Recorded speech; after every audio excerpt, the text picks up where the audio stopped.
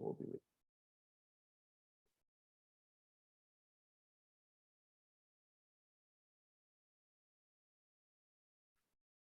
Good morning. My name is Michael Brankman. I'm a director at TNTP. Today, I get an opportunity to lead you through some just-in-time training around accelerated learning in secondary science. The guided notes for the session have been linked and put in the chat. Everybody's indicated they've had an opportunity to access that. And so we're going to start today with a twist on a common, I think, opener for a virtual meeting, the Waterfall. So we have the idea here is to be able to answer this prompt in a certain format, but you're going to prepare your answer in chat without submitting it until I ask you to. And then when I say submit, everybody will hit submit at the same time and you get sort of a waterfall of answers. But the question today is, at the end of our time together today, I sincerely hope blank. And then sort of the twist on this is wild, and then list a favorite vacationing activity. An example of this would be at the end of our time together today, I sincerely hope that I understand how to accelerate learning for my science students while jumping in the waves with my family at Panama City Beach in Florida. So I want to give everybody 2 minutes to construct their answer to this, and then I will say submit. And when I say submit, then I'll have everybody enter that in the chat and we can all see that.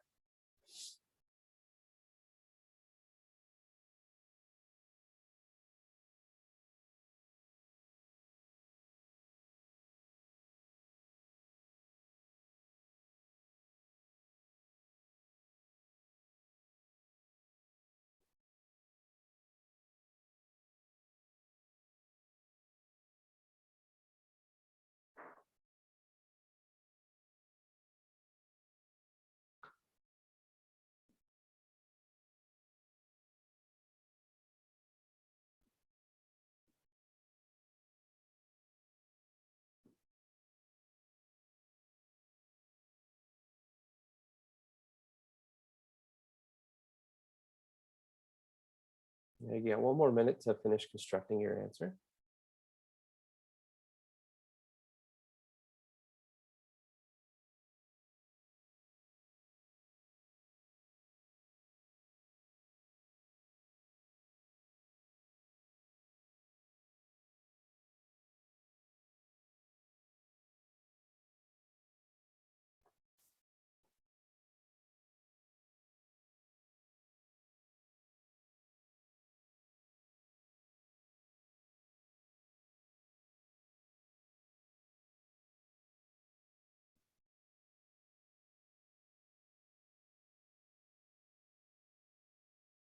I'm going to count us down for the submission, and we will submit our answers in 5, 4, 3, 2, 1, submit.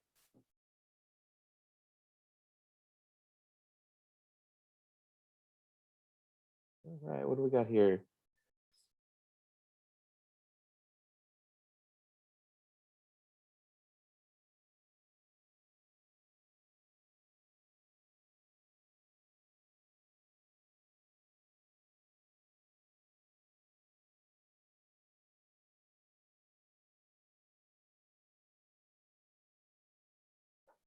Awesome. Awesome. And I will repost this. Yeah.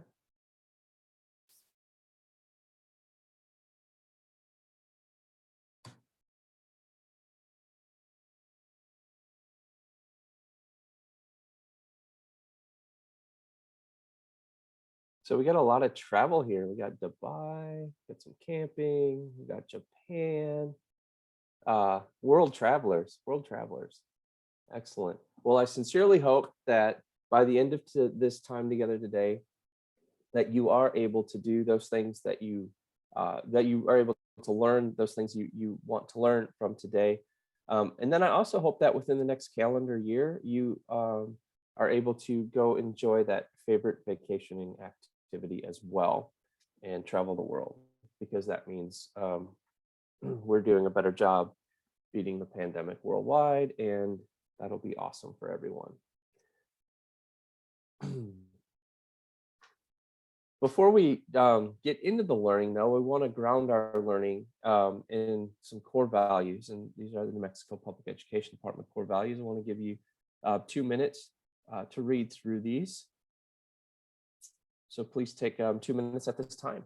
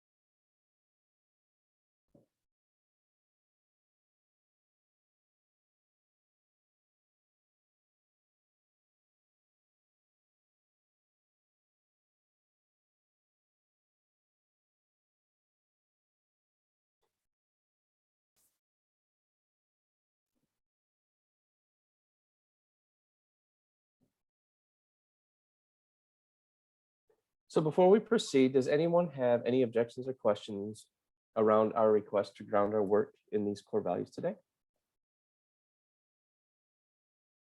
All right.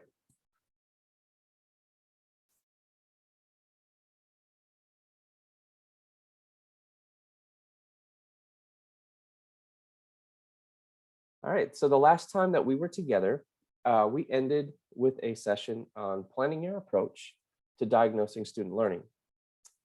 And we're going to meet again on October 15th in person. We're very excited about this. At least it's in person at this point. That's what I've heard. And there we'll focus on progress monitoring and data analysis. But today we are coming together for some just-in-time scaffolding. So feedback we received from our first session together was around a need for providing more opportunities for teachers to really dig into the how of the work.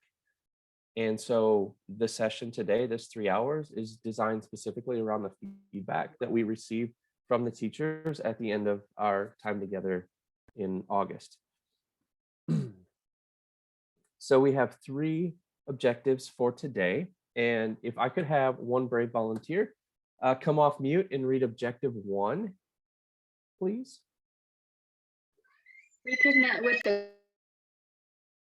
Reconnect with the core tenets of accelerated learning. Awesome. Yes, reconnect with the core tenets of accelerated learning. Thank you so much, Lilia. I hope I said that right. If you would be willing to pick a second person, since you were so brave to go first, I will let you pick number 2.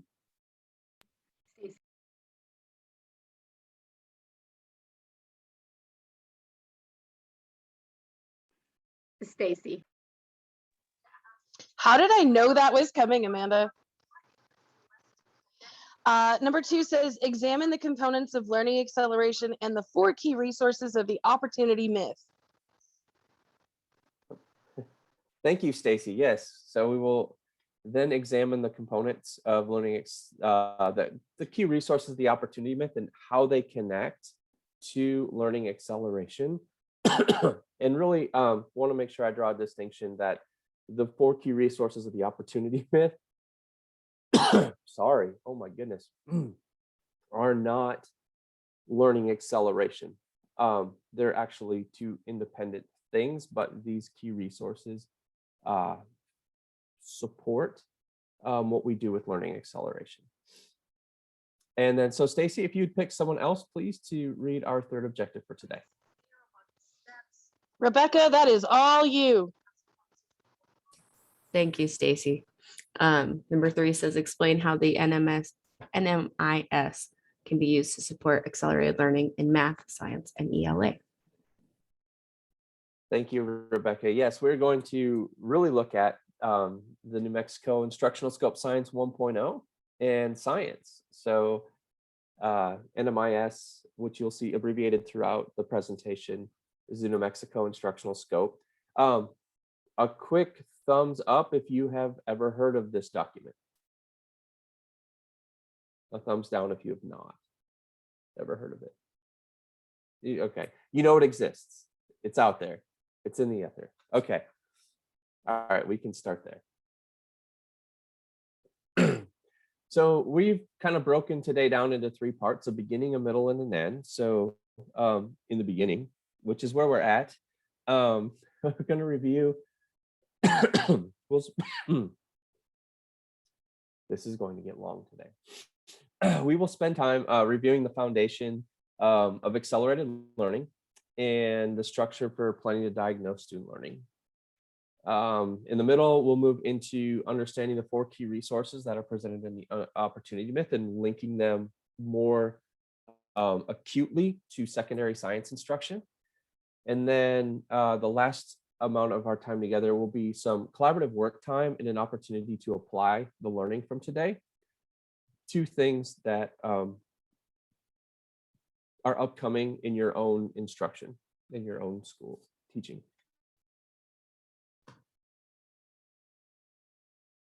So take a few moments and read the 3 norms that we have listed here on this page.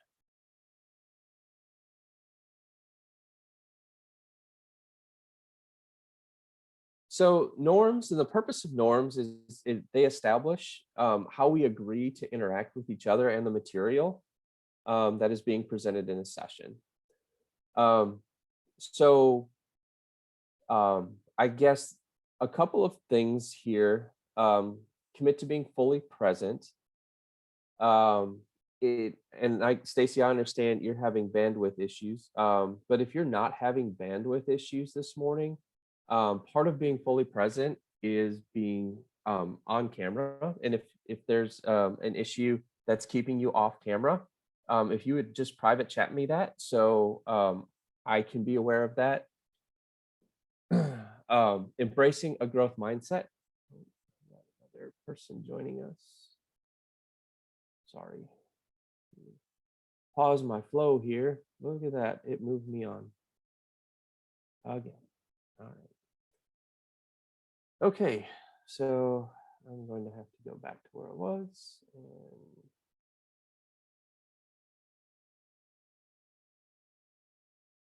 All right. Sorry, we had someone welcome. Who do we need to welcome here? June? Welcome, June. How are you today?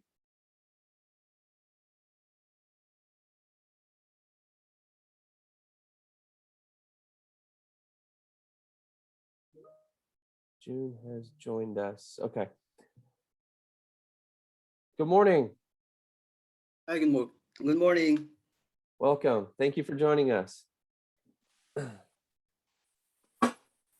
So we are going over the norms, and the session is being recorded.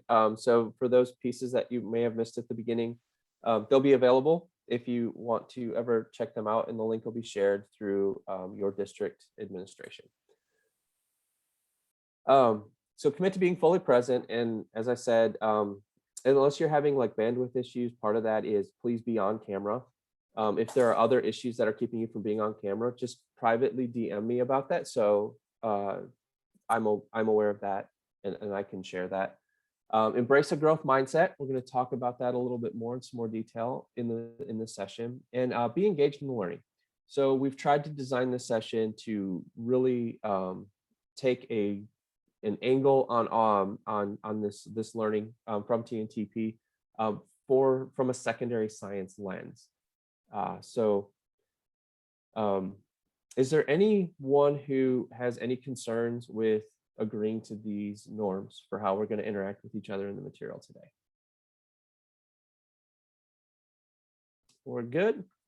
All right, so let's get signed in for today. So a couple of different opportunities here. For those of you who are super high tech, I've put a QR code on the screen, and you can like take a photo of that, and it'll link you to to the form to sign in. And another opportunity, if I can get my fingers to work, there we go. I have put that same link in the chat, and you can click on that link, and that link will, I did not put that link in the chat for everyone. I gave that, that was a special announcement for a single person. Okay, here we go. All right, I have put the link in the chat. And so you can use the link in the chat. You can take a you can use your phone to capture the QR code.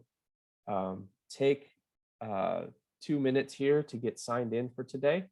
This is a record of your attendance that will be shared with Roswell ISD.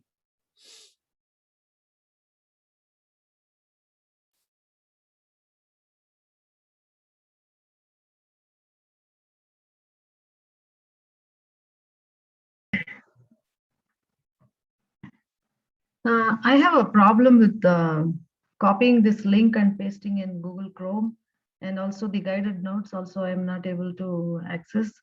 So I don't know, is there any other way? So I'm not used to scanning this the QR code. So when you click on the link, what happens? It says select all, and if I select all, and then it selects everything. So if I copy it in Word, and then if I You should be able, whatever yeah, I copy in the Google Chrome, the new tab, it only gives me that the one which I had copied earlier, that is the Zoom link. So that is the only thing, again and again it is coming. so it's not coming up as a hyperlink in the Yeah. chat that you can just click on and it'll take you there. No, if Instead I of trying to click, copy and paste it, if you just click on it.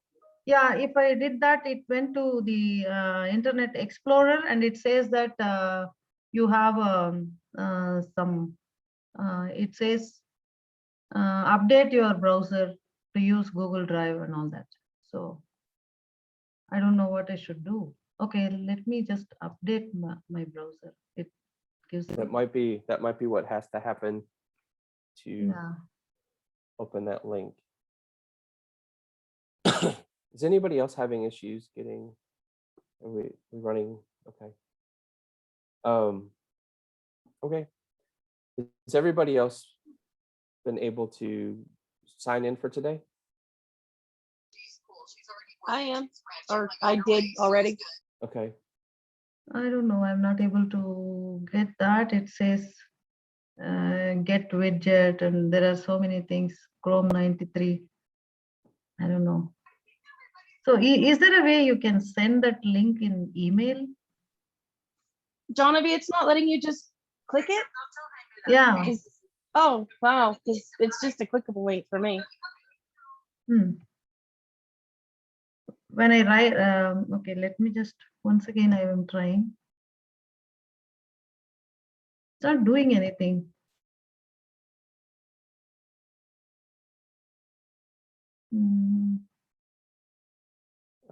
Okay.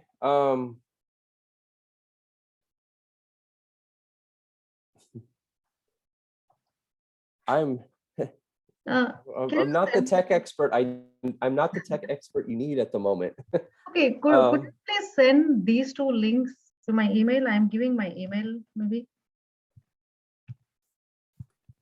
Yeah, if you will put your email in the chat. Yeah, I'm doing that. And then, of course, my notebook fell over here. All right. And then when we get to break, I can email you the link. Will that work? Yeah.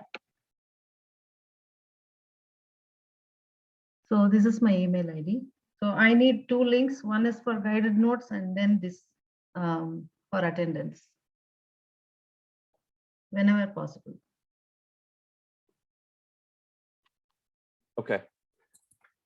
Absolutely, we'll get that. That'll work. Okay. So remediate. So I know we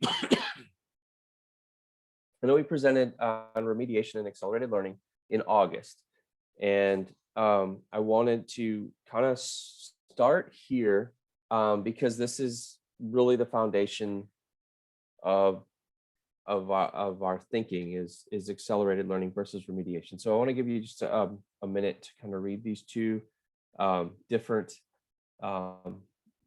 definitions, I guess, explanations. They're not really definitions. See.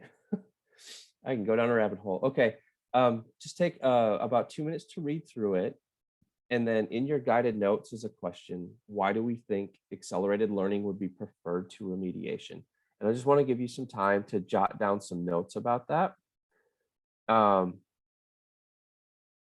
in your guided notes. So I'm going to give you just 2 minutes to think around that question. And I'm going to drop that question in the chat for those who are not auditory learners.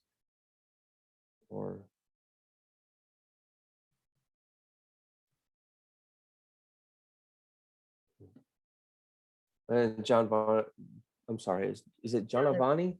Janavi. Janavi. Yes. Okay, sorry. I guess if you have some paper handy, Yeah. you could just kind of use that. What was the question? I placed it in the chat, and the question is, why do you think accelerated learning would be preferred to remediation? Okay. For some reason, I don't know, my chat is also not working, looks like. Something is wrong with my Zoom, maybe. Okay.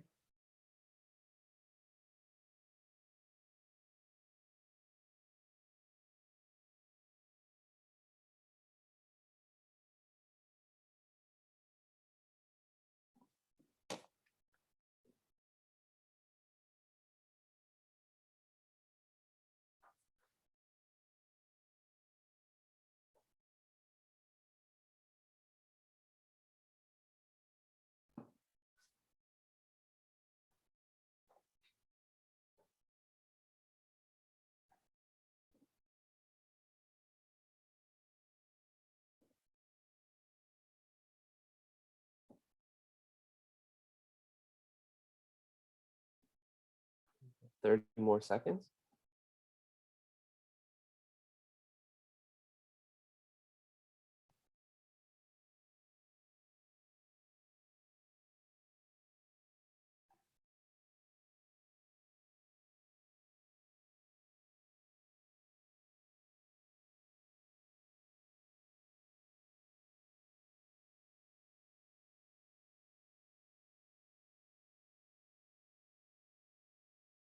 And we are a small group, and you all probably know each other maybe a little bit better than I know anybody, since you're all in one school district. Would anybody be willing to kind of come off chat and share their thoughts around this question? I can.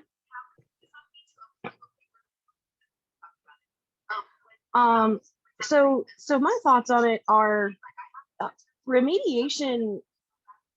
It effectively holds kids back. They're stuck in this perpetual cycle. We've got to get this one thing done, and you've all got to get it mastered, and then they never have the opportunity to access the rest of the grade level content that they need to be getting. So they're never actually making real progress in the grand scheme of things. Thank you, Stacy. Yes, that's like the perfect textbook answer. Your check is in the mail.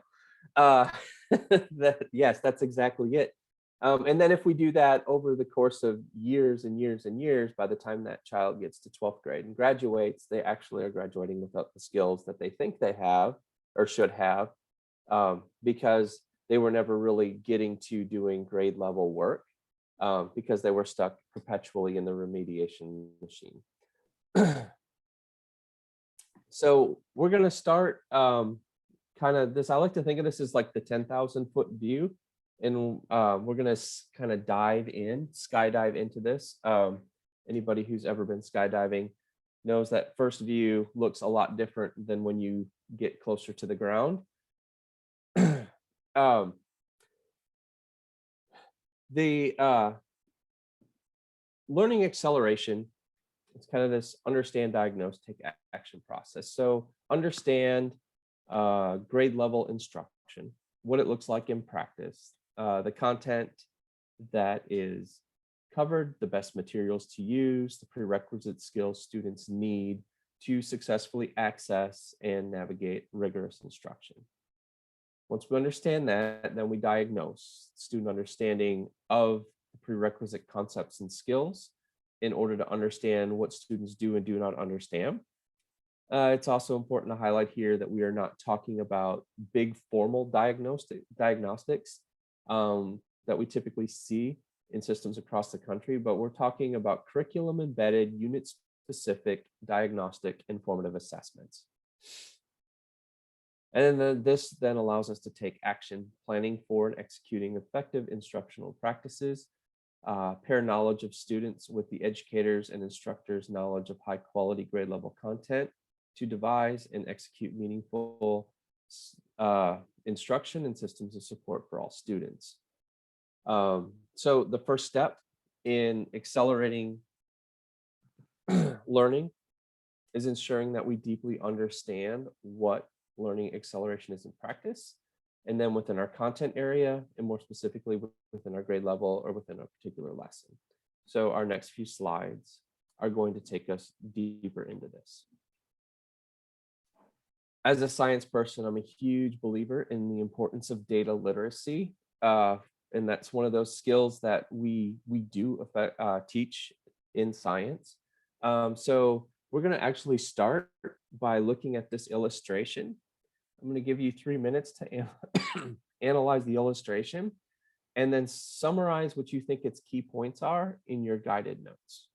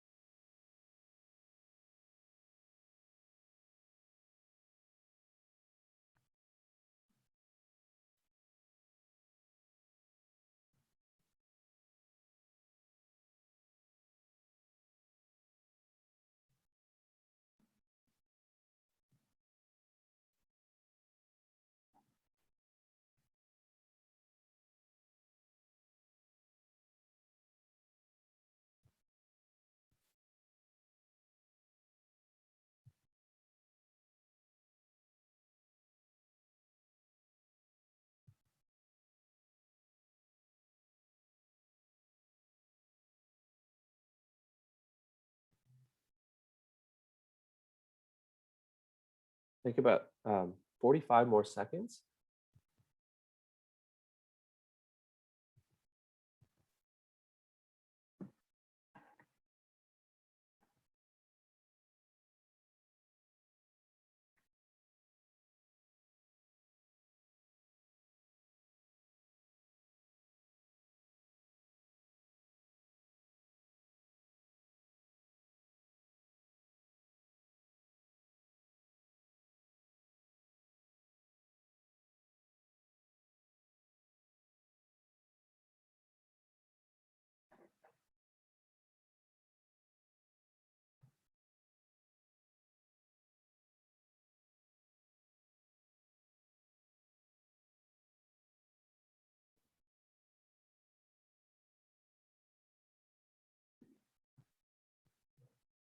All right, would anybody like to share their interpretation of this illustration?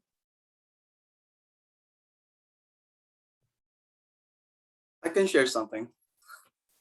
Well, to me, accelerated learning or acceleration is geared towards connection, deep connection of the past learning to the present. So before you introduce a concept, a new concept, you want to make sure that part of your planning is there is that connection of the prior knowledge, skills, and tasks of the prior standard. So there has to be a vertical alignment of the curriculum that you're teaching. So let's say chemistry. What is it that the students are learning in physical science, because that's the curriculum in the middle school, that they learn that is timely and relevant to your current lesson. So I do believe, and I think it's a strong preparation when you think of that way, that you kind of cater the knowledge of the students, their prior knowledge before you introduce a new lesson. That way, when you implement the lesson throughout the school year, there's kind of connection in between. So let's say in the middle, before the start of the school year, like in August, or like in, let's say, November or December that is about to end, or again, January maybe, that you can plan out for the next semester to start. So that way, students have a clear picture of what is going to happen throughout the curriculum, throughout the implementation of the curriculum. Okay, thank you. Yeah. Is there anybody who'd like to add to that or build on that?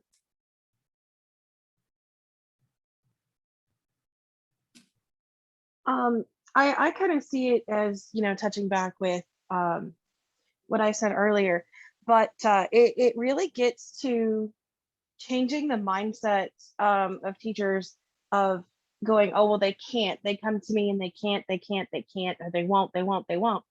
It's okay, well, maybe they're not great at it, but we're still going to touch it again. So instead of wasting time going, oh, we have to reteach all of this, breaking it down into smaller chunks that you need, so that way you can carry on with your content instead of having that negative mindset.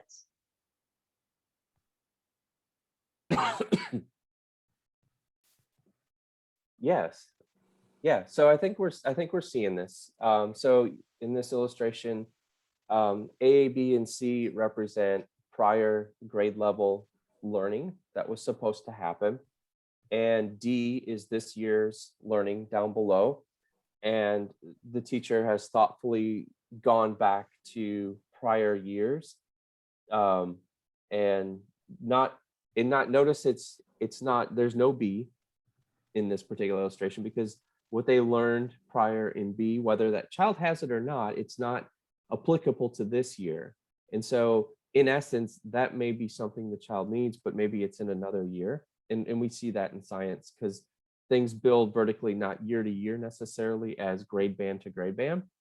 But with A, it's not all of A that needs to be like retaught and remastered. We don't want to do remediation and let's do all of A and then do all of B and then do all of C, and then we get to D and we don't have enough time to get to our own curriculum for the year, and now we're further and further behind. But rather, in order to do this first part of D in August, September, and October, there's this really important thing from A that they have to have. And so when I did an assessment of that prior knowledge, they didn't they didn't perform real strong on that. And so I'm going to have to make sure that I ground this unit in August, September, October with a little bit of A, so that they can access the grade level curriculum. And then that repeats with that second unit in December, January. There was some A and some C. And so just being very strategic about that. Where do you get access really quickly to what prior learning is related to what you're currently teaching? Where can you find that? In my case, I normally begin a unit giving kind of like a pre-test. That's a very, very important tool. Let's say I'm going to start a unit on thermochemistry, let's say that requires understanding of basic skill and simple conversion of temperature from Celsius to unit.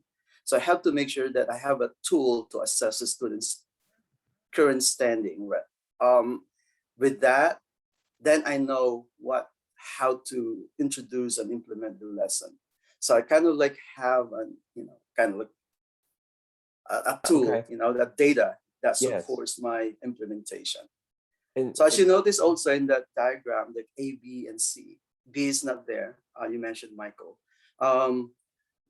That's the beauty of NGSS standards, because it's very flexible, and not all the standards and all these points stressed in that standard have to be taught as a prior knowledge. There are standards that are kind of connected to each other. So you kind of sum it up. Standards or points that you can just address that is really timely and relevant to your current lesson. okay, so I think you got around to it. Within the actual standards box in the NGSS, there are vertical and horizontal connections within science that are listed in that box that show you what previous learning these disciplinary core ideas are connected to, and what future learning these disciplinary core ideas are connected to. So that's just a really great, really quick place one can go to see that. I do want to let's take a little more science focus, I think, on this. In science, I think we don't just have to be aware of gaps in the disciplinary core ideas. We also have to be aware of gaps in their science and engineering practices. And we have to be aware of if they have gaps in their cross-cutting concepts. And I think that one's a little more difficult, because the development of understanding between different disciplinary core ideas through cross-cutting concepts over time means they're developing a more nuanced understanding and a more expert understanding of how things are connected. And so I think that's a little harder piece to really get at, but I think the science and engineering practice piece is a little more straightforward. So we often, we also have to be, I think, really mindful about the science and engineering practice piece of this. And so I wanted to kind of just look at that really quickly before we move on. How many of you know that you have access to, or how many of you have heard of a framework for K-12 science education? Some have, some haven't. Okay, so this report from the National Research Council is the foundation. So this report comes out, and it is this report then that actually drives the development of the next generation science standards. So the next generation science standards are completely based off of this framework. And this framework is linked into the NGSS very specifically where it needs to be. So I just want to show you how you can access this. And that is going to require me to do a different sharing of my screen. So if you'll give me just 1 second. Going to start looking really weird because I slid you over to my other screen. So I'm going to try and ignore you over here for the moment because my camera is there, as I get this screen over here where it needs to be. So I can share it. All right, so now I want to share that screen right there. And here we go. All right, so everybody should be able to see nextgenscience.org. Is everybody able to see this on my screen? I get a head nod or a thumbs up. I take any of celebratory emoji reactions are always welcome in my learning. So let's just take like developing and using models, and let's do this. Middle school, high school. Let's do middle school. Excuse me, I'm so sorry about the cough today. Okay. I'm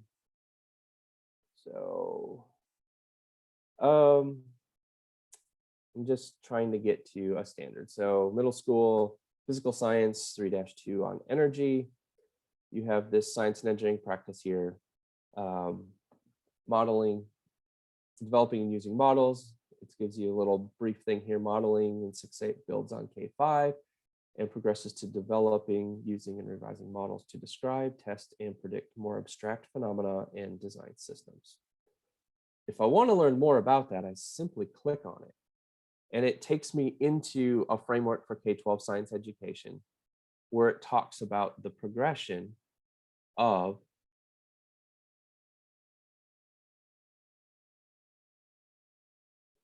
modeling. Did I go right there? No, close, progression, ask questions. There it is. I went the wrong way. So practice 2, developing and using models. So this essay exists in the framework and it's directly embedded into your NGSS. So this essay then will give you an overview of what the NGSS means about developing and using models. And then it'll give you, these are our goals for what they should be able to do with developing and using models by the time they graduate. And this is its progression. So what this should look like as a child moves from kindergarten through 12th grade. And you can see in this link, it actually links to the whole chapter and all of the models are in here. So if you actually were to have that report, and if you go to the National Academy Press, you can get a free download of the PDF and just have it on your computer. If you're like me, you can kind of see my workbook library behind me. I buy these things because I use them all the time in my work. And that is certainly an option that's available. But the essays that are contained in here, not only for the science and engineering practices, but for the cross-cutting concepts and the disciplinary core ideas, I think are a huge necessary thing that we have to be aware that this resource is there, and then we have to be able to access and use it when we're preparing to teach students. Otherwise, we're not going to be able to ensure that we're giving them grade appropriate assignments.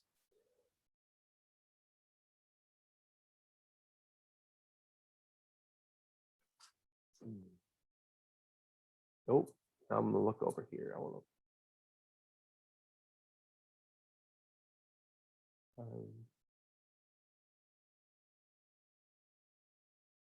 Here. All right, and then I have to share this screen.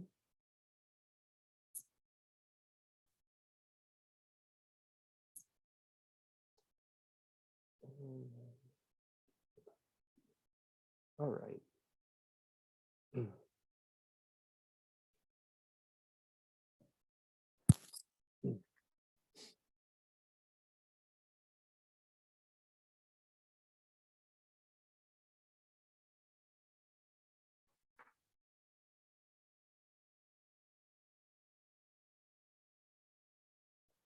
So anybody have any questions about that?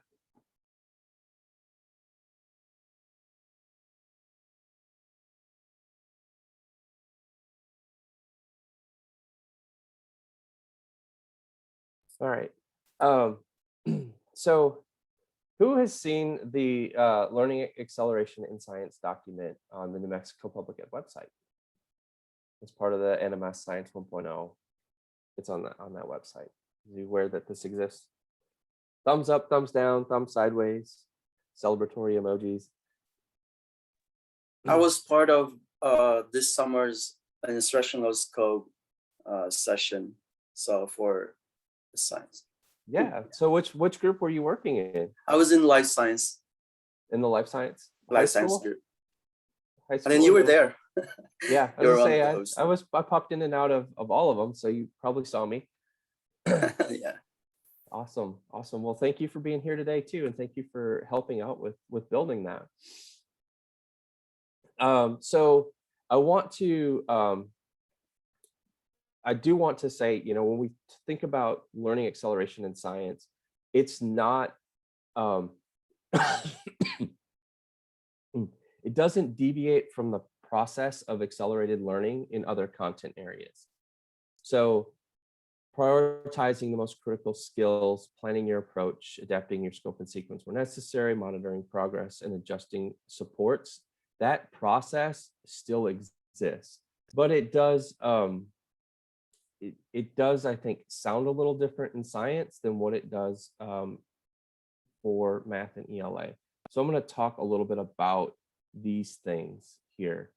And I'm going to use my teaching notes for this a little bit. So I'm trying, so one of just real transparently, I'm trying to be better news reporter because I don't want to seem like I'm reading, but I am going to reference my notes heavy for this because this is very meaty, and I don't want to miss anything really important. So when we prioritize the most critical prerequisite skills and knowledge, we have to look at the entire standards box to understand what our students should already know and be able to do as scientists, what they're expected to learn this year, and how that will prepare them for future learning.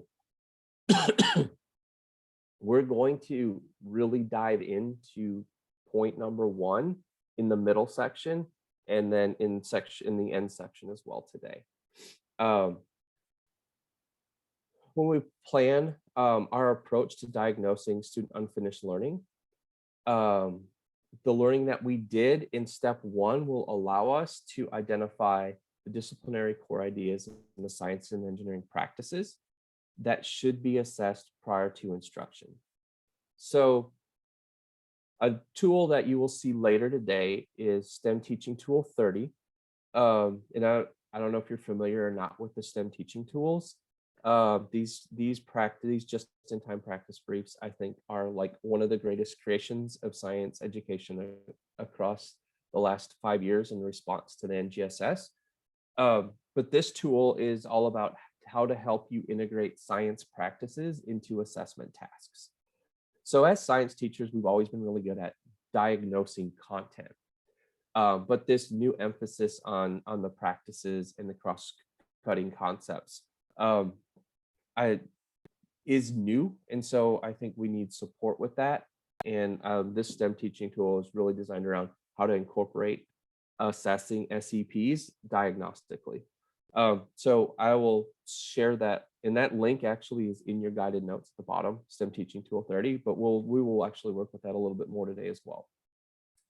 Once you've diagnosed student learning, adapt your scope and sequence and pacing guide if needed. So information about how to think about that is actually the page 2 of this accelerated learning document located on the NMIS. And this document is linked at the bottom of your guided notes as well. There's just some things to consider about how many of my students are showing a gap and how many are not. And where those percentages fall will determine whether or not I need to be doing some whole class reteach, some individualized supports, or some sort of like whole mini phenomena investigative cycle around some prior thing before I get into my grade level work. Monitoring student progress. So I think, again, it's not only important to monitor their progress on the disciplinary core ideas, but also their performance on grade level science and engineering practices and grade appropriate understandings of the cross-cutting concepts. And you get a better idea of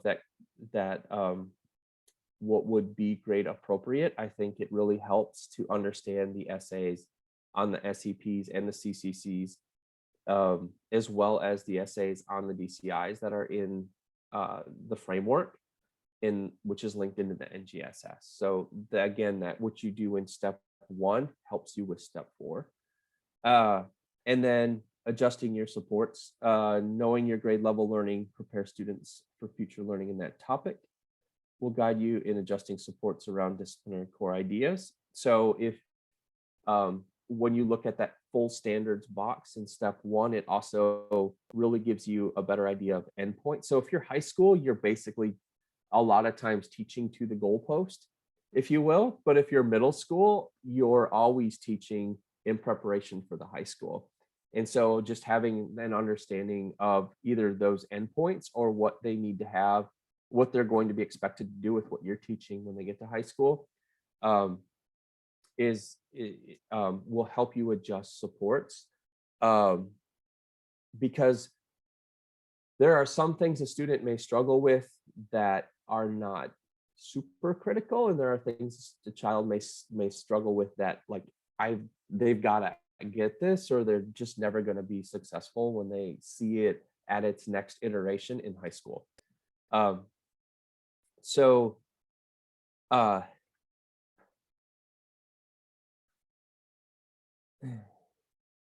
Actually want to link, I'm still going to share that. Yeah, so have you, is everybody able to kind of open the acceleration guide link from their guided notes? Let me check.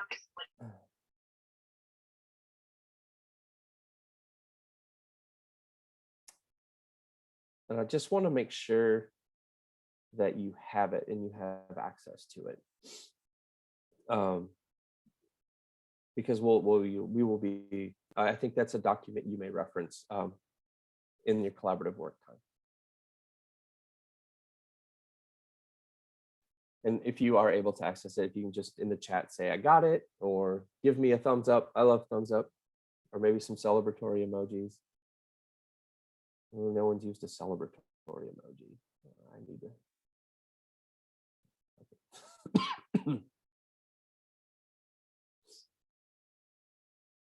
Hey, I got a celebratory emoji. I love it. I love it. All right. All right. Okay. So in August, it was Mr. Frost, Brandon, guided everyone through a session, really high level about steps necessary to diagnose student learning. And we're going to continue that dive on October 15th. For today, we're really going to explore more deeply how to address the 4 key resources of the opportunity myth and its link to accelerated learning. And so that's just going to give you a preview. High expectations, grade appropriate assignments, strong instruction, and deep engagement. I want to pause at this point. We are almost an hour in, and we're going to take a 10-minute break before we dive into this section on the 4 key resources. You are free to turn your cameras off, refill your coffee cups, if that is your thing, or tea, or water, whatever it may be. But it is 10:20, or I'm sorry, it is 9:29, and we will be back here at 9:39. Michael, question. Did you send the link of that document, the acceleration document, in the chat or in the email? Is it in the email or in the chat? It is at the bottom of your guided notes, and it is going to be in the chat in just a moment, because I said I would, and then I just didn't do it, did I? Yeah, I couldn't find it. Sorry about that. Yeah, no. I'm gonna blame it on ragweed because that's my favorite thing to do right now. Because all right, let me see here. Did not copy as a link. Awesome. Going to try to just do this.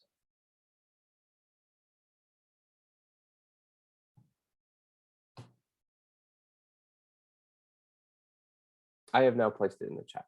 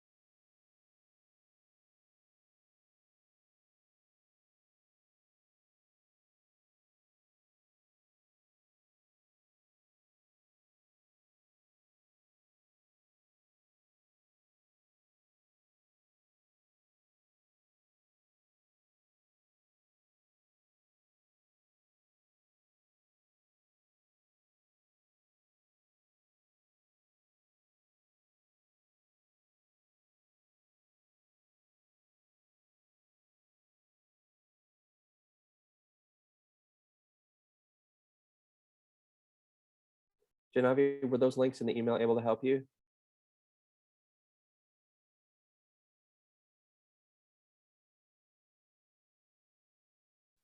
Yeah, thank you for the links. I'm trying. Thank you.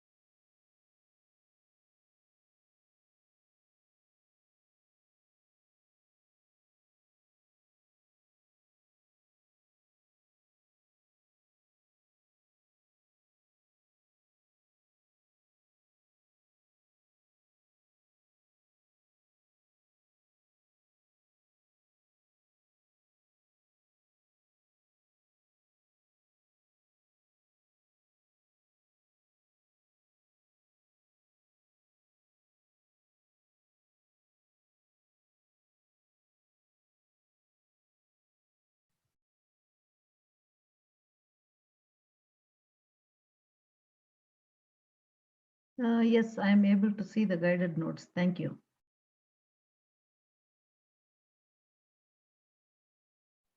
All right, looks like everybody is back. All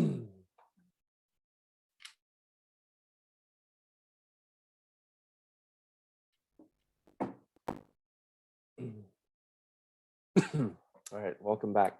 So we're about to move into the middle section of our time together today, understanding the 4 key resources of the opportunity myth and how that links to understanding acceleration. So the first session actually was the opportunity myth and an introduction to that paper. Just by by just a show of thumbs up, thumbs sideways, thumbs down, who remembers the opportunity myth, or I'm really familiar with it because I studied it, or yeah, that happened, I just don't remember it.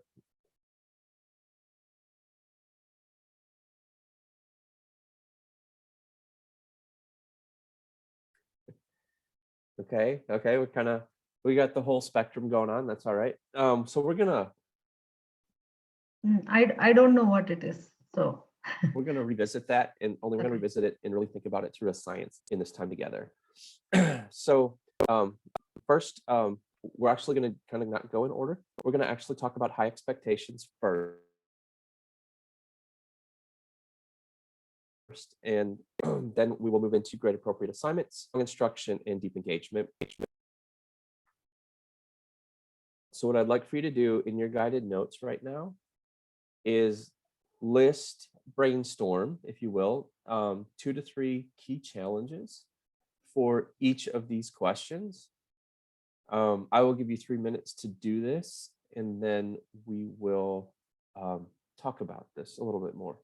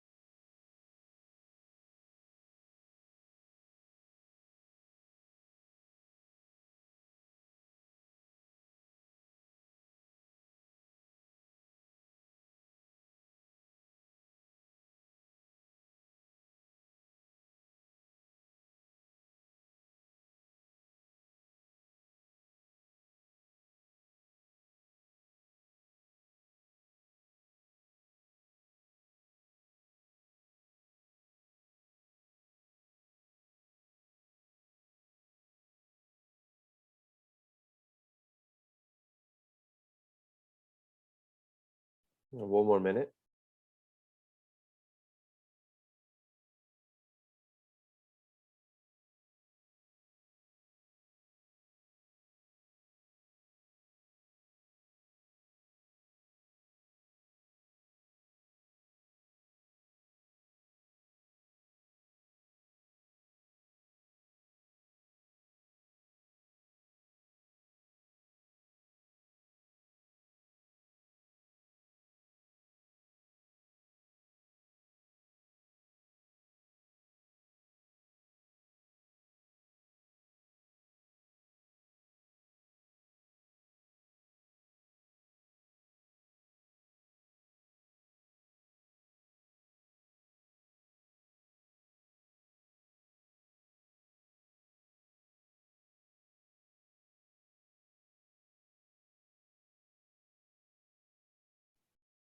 Okay, I'm going to ask you to just kind of wrap up that last thought, and I want you to just hold on to these challenges.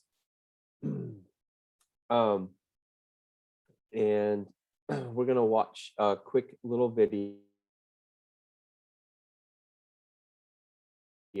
And so the question I want you to think about here as we watch this video is, why might a growth mindset be especially important this year? What do we risk without them? A growth mindset is a belief that people really are growth oriented, that they're malleable, that they learn with experience and with effort. This is a topic of scientific study that dates back 50 years. It is the idea that we can approach a situation, a good or a bad situation, and think, what can I do here to change things for the better, to keep things on course? That is an optimistic, growth oriented mindset. The opposite is a fixed mindset, a deep down belief that really people don't change. You're either a writer or you're not a writer. You're a natural public speaker, or with terrific social skills that nobody had to teach you, or you're destined to be awkward forever.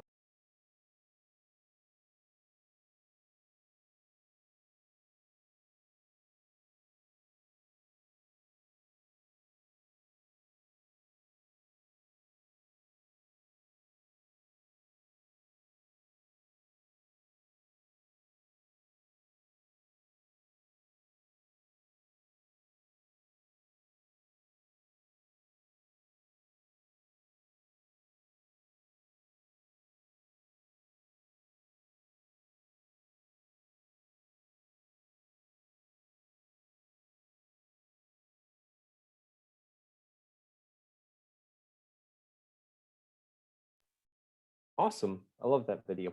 All right. So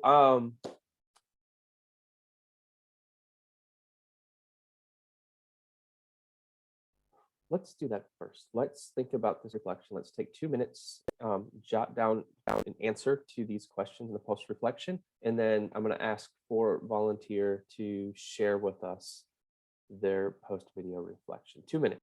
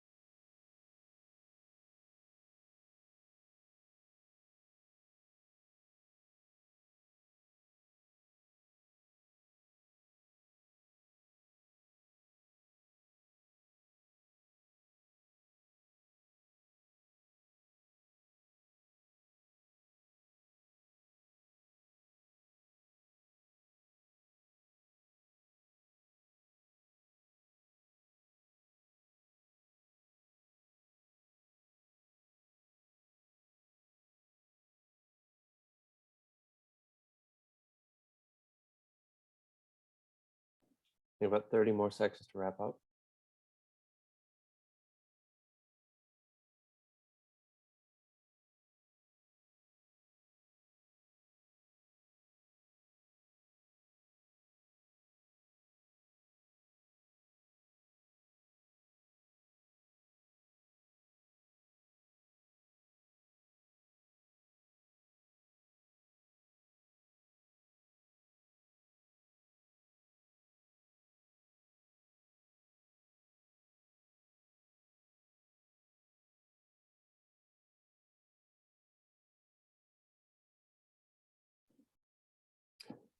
Okay, who would like to share their post-video reflection with the group?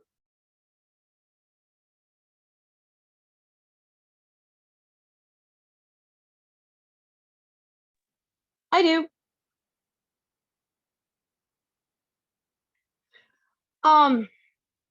So I said that, a growth mindset is we need to remind ourselves that it's not about what can't be done, not just what students can't do, but what we can't do, but what we can't do yet or what can't be done yet. And that sometimes means you've got to get out of your comfort zone and feel a little uncomfortable, but that's okay. And it's the best thing for both students and us as teachers. And to be able to, celebrate those successes, especially with the mental health concerns that that we've experienced, that our students have experienced while being isolated. So it's really important this year to, make them have positive experiences in school and want to come back and want to engage. Yeah, that's great, Stacy. That's awesome. And I think that the especially that social emotional has been a huge component this year as students have been reintegrating into into school. Does anybody else like to share their reflections with us?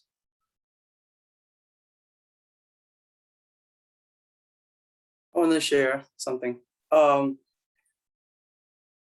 Everything that Stacy mentioned is really right, and thank you for that, Stacy. I really like it.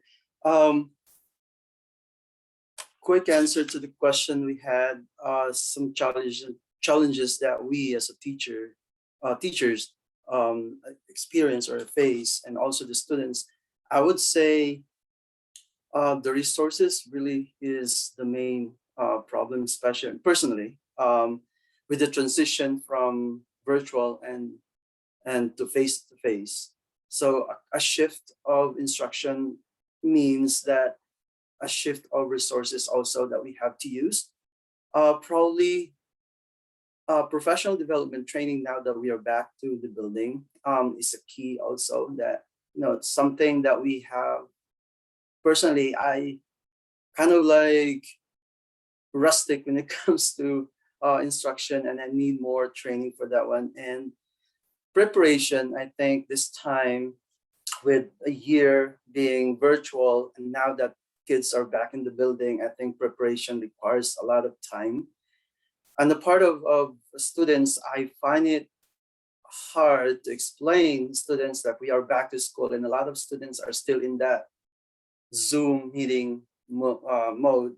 So transition and adjustment is another issue that I see. A lot of students are not so familiar with the resources that we are using now, because they're used to using the resources that they're using in the virtual instruction. And this alone that would kind of like remind me about the growth mindset with all these challenges and shortcomings that we faced in the past year or so.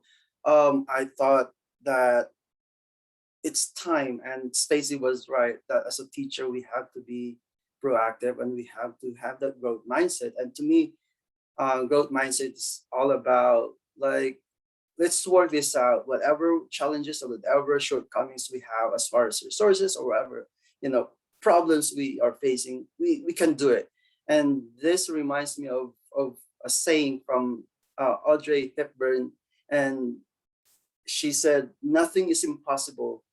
The word itself, I'm possible." And I think that that's really, really beautiful. That's awesome. Thank you for sharing, June.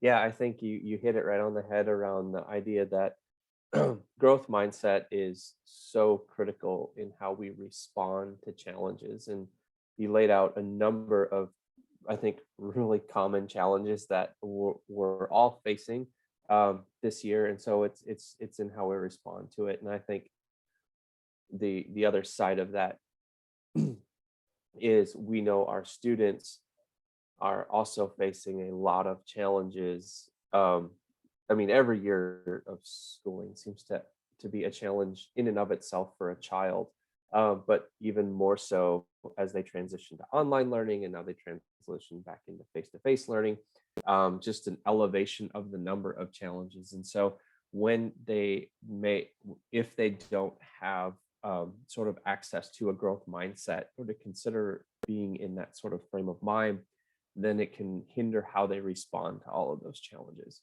And I think to tie this back to the opportunity myth also, when they looked at teachers who had high expectations for their students and then genuinely believed that their students could get there, it was absolutely critical for student success, and it led to some of the largest increases in student growth that the study actually was able to measure. And so just a really, I think, critical component and why we wanted to start here is to ground our work in framing, do we have a growth mindset in the moment? Because it is a preferred mindset to have when we're responding to challenges.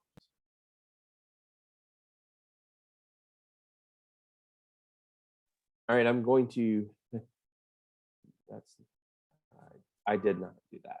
I did that, and I did that on a recorded video. Great. Okay, so I am going to actually launch this poll, and it's anonymous. And so there's 4 questions on here, and you will have some, just give you some time, read the prompts, and then indicate to what degree you agree or disagree with that prompt. And then I will share those responses when we get in here. And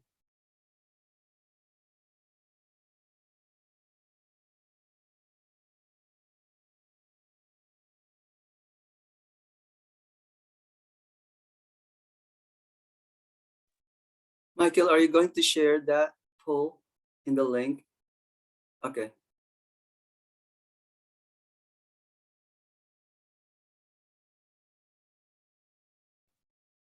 June, I don't have a link to the poll. It's embedded Okay. in the Zoom meeting. Okay. I came in late, so I don't know where to find this document though. Oh, it It- just popped up on my It screen. should just pop up on your Zoom screen. Oh, okay. I thought like we have to answer this. Okay. You should be able to answer it in the Zoom.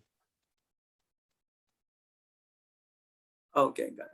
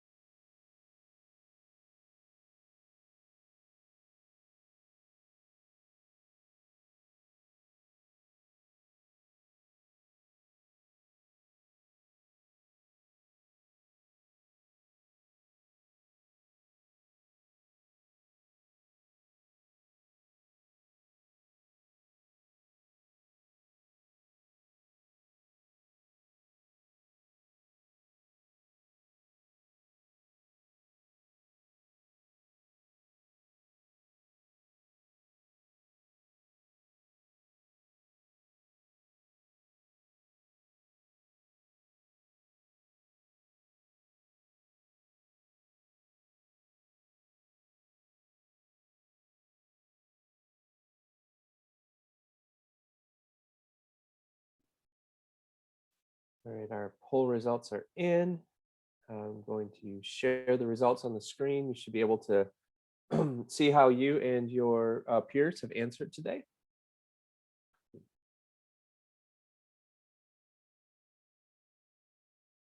So in general, there's comfort with the curriculum at your science curriculum at your school. We have a whole spectrum of thought around the NMIS tools.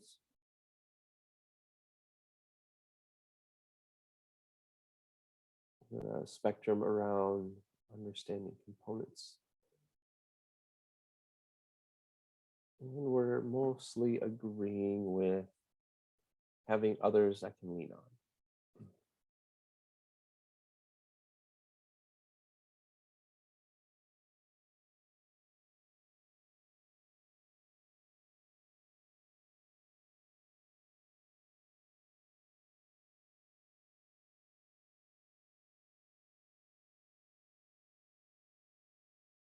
So these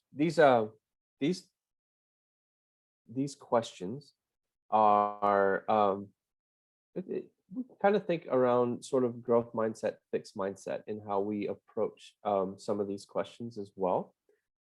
And I think the one that is like just most encouraging to me is actually question number 4. Because when we're in the trenches and you know, when the door closes and it is us and the students, and it is our job to help those students learn what they need to learn to move on in their journeys and their lives and inspire them. It really helps to know that there's someone else I can lean on that can help me do that better. And so question number 4, I think, is actually the one that I find most important in just improving over time in my educational journey. And some of the NMI's tools are big, and there's a lot in there. We're going to spend some time in that. Hopefully it'll help you understand how to use them, and maybe that you don't need to understand them in their entirety to appropriate specific pieces within them that fits your needs and the needs of your students in your classroom. So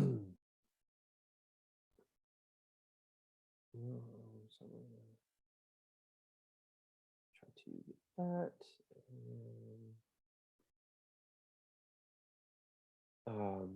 All right, so who would like to come off of mute and read this quote from Carol Dweck?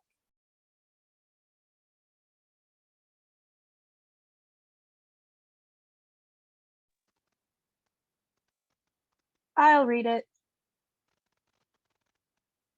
In a growth mindset, people believe their most basic abilities can be developed through dedication and hard work. Brains and talent are just the starting point. This creates a love of learning and a resilience that's essential for great accomplishment. Thank you, Stacy. Yeah,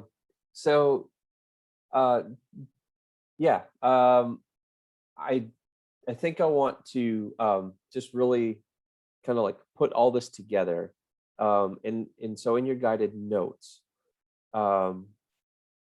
there's this prompt. One way I can develop my abilities today is. So I want you to think about all the challenges. Think about how a growth mindset helps or hinders us in dealing with all of those challenges. Think about the growth mindset and its relationship to the different aspects that were mentioned in the poll. And if I were to ground myself today in a growth mindset, then one way I could develop my abilities today is. And I want to give you a minute to think about that commitment and record that commitment for yourself in your guided notes.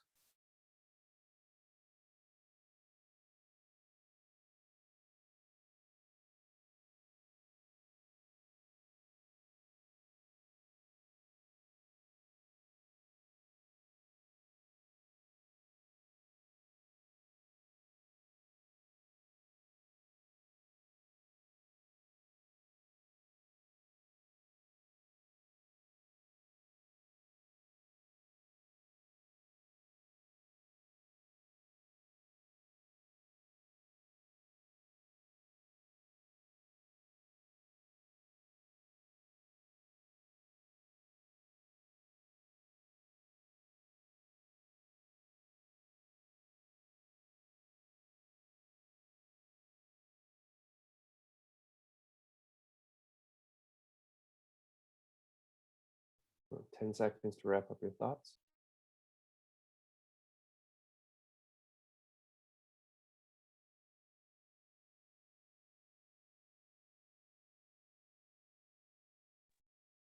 All right, and I'm not going to ask anybody to share that. Those typically are really personal.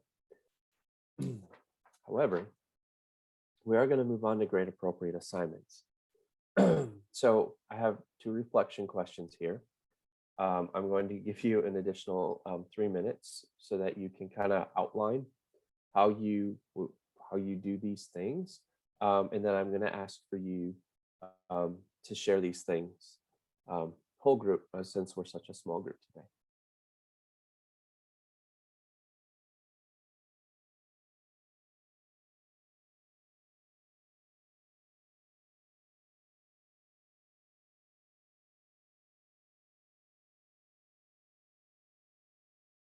And there is room in your guided notes to jot down your thinking.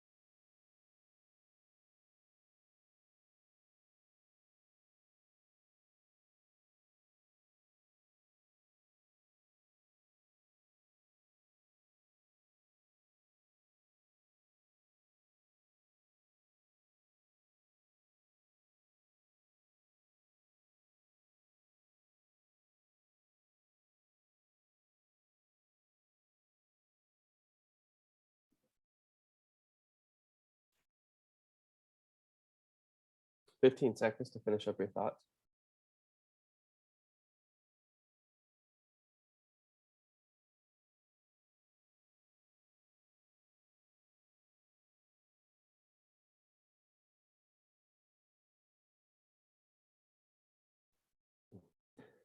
Okay, how do you currently prepare to teach a science unit? Who would like to come off mute and kind of share an outline that you were able to record?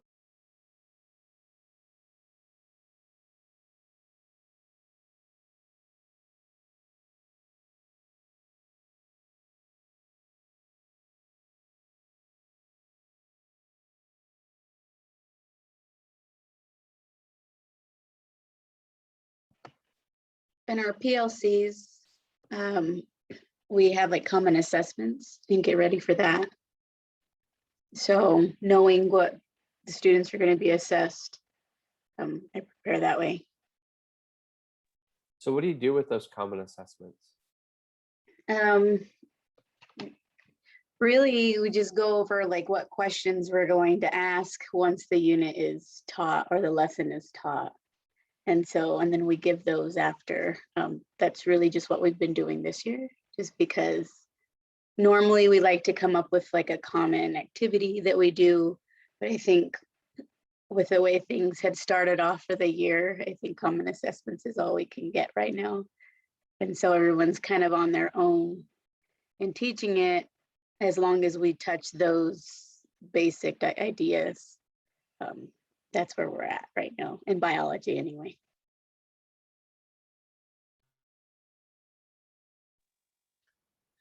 So for chemistry, and I put this in the chat.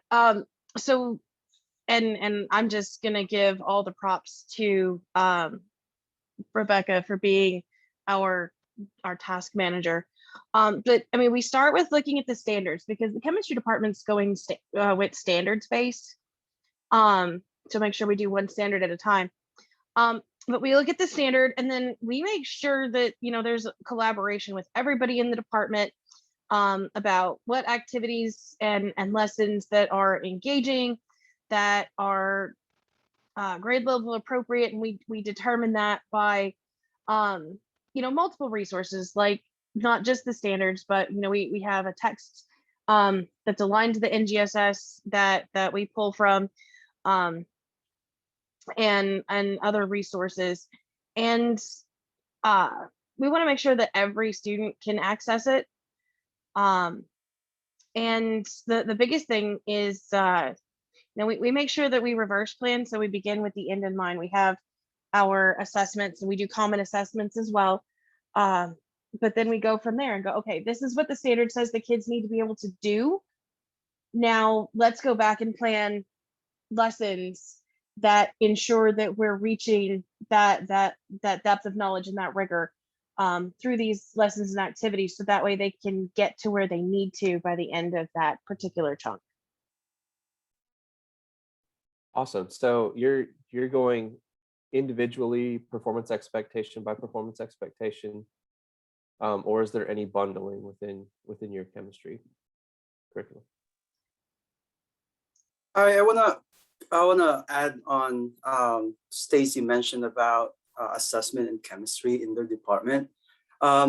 Usually assessment, like I run my science, my chemistry assessment in a wise manner, like has to make sure that all these questions are kind of aligned to the questions that the NMPED is giving at the end of the school year. So it's really good if, you know, this is just my suggestion. You know, it's open to everybody, however you're going to come up with your assessment. So one tool that I use is the blueprint, and the blueprint that the NMPED is posted in their website is not 100%, but that's kind of like the guide that they're giving. They're giving you a hint on how questions are generated and how questions are benchmarked and also constructed in a way that it's tied to the standards. So I posted the link there as a sample in chemistry, as a blueprint.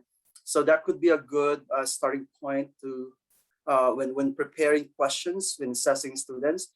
Again, blueprint is a good tool. Another thing as far as preparation, this question number 1 here, how do you currently prepare?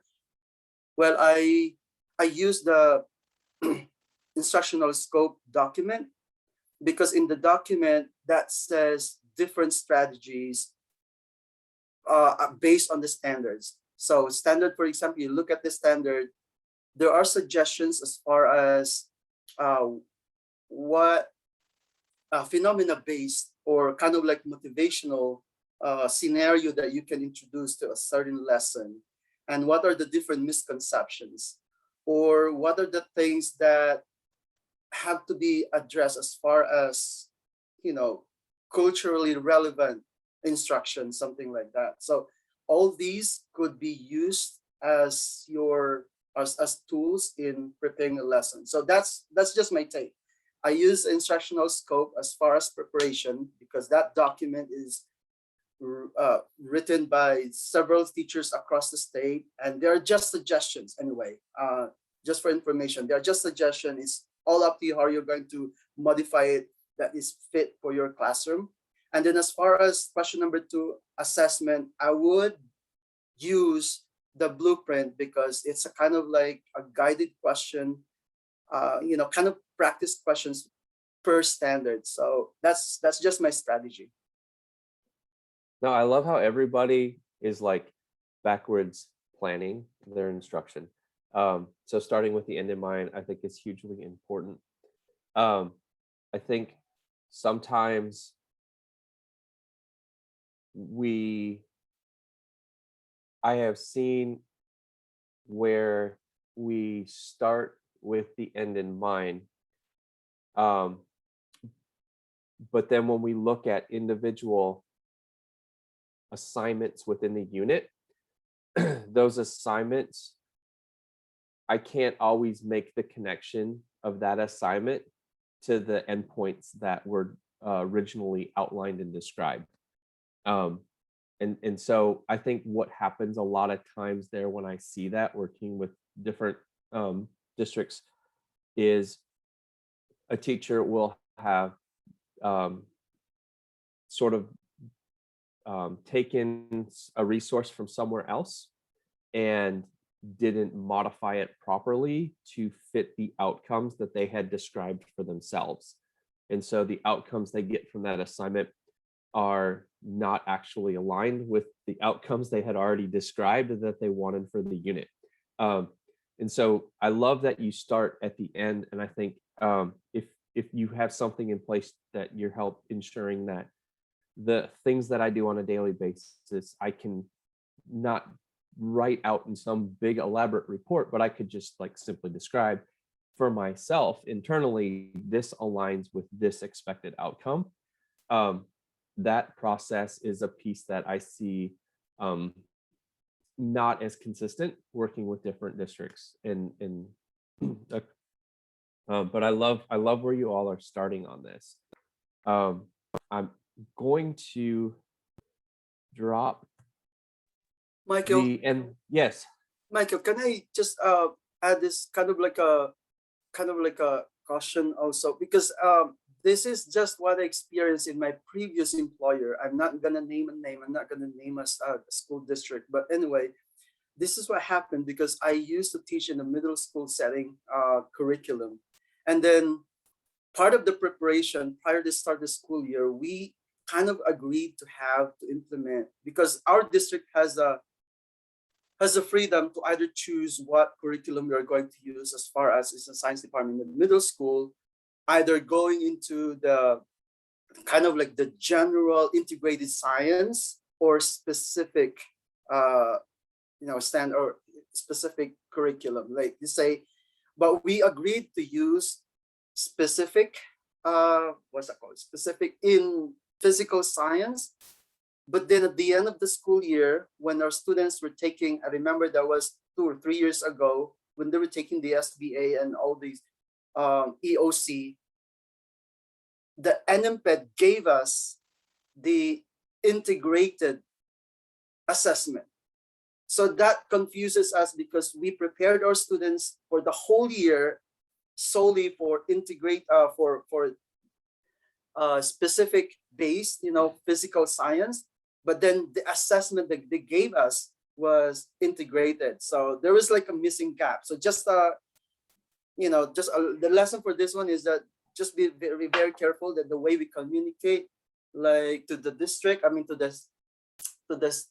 NMPED, like this is what we have in our school district, and students should be assessed to this curriculum, because there are 2 assessments, discipline specific or integrated. So that confuses the whole situation. That was crazy. Yeah, and when we talk about the NMIS later, I think as well, I'll just talk about it now. It's a great point. The reason that you all built that performance expectation by performance expectation instead of in bundles is because it has to be a document that could be supportive of both those that have taken an integrated approach and those who have taken a discipline specific approach across the state. So that's the reason that we didn't lean into any of the bundling resources. No, we'll talk about that later. I dropped into the chat the introduction, section 1 of the NMIS Science 1.0 document. This is just a phenomenal, artistic, grandiose piece of writing that was primarily done by myself. Just no. I'm sorry. So this is the introduction piece. It's full of a lot of, I think, really great stuff, a lot of really great national resources. And in section 1, under the standards in the standards box, and sort of like the how do we ensure we're getting to grade appropriate assignments, there's this process that's built out there, and that process is a process that is grounded in understanding by design, which was the foundational work of Wiggins and McTighe, and had led the whole backwards planning revolution from the late 90s. So when we get to our collaborative work time, we're going to actually spend more time digging into like the guiding questions. So what I've listed here are sort of tasks, but the guiding questions have been taken out. It just doesn't fit neatly on a screen. But I did put all those guiding questions into your guided notes towards the end under collaborative work time. So there's a lot to think about as you do this research around the performance expectations that you're getting ready to teach. And so I want to give you just a couple of minutes to read through the section titled The Standards on pages 1, 2, and 3 in silence. Is that a link that you put in the chat just recently? Yes, I just dropped that in the chat. At 11:16. I'm sorry, at 10:16.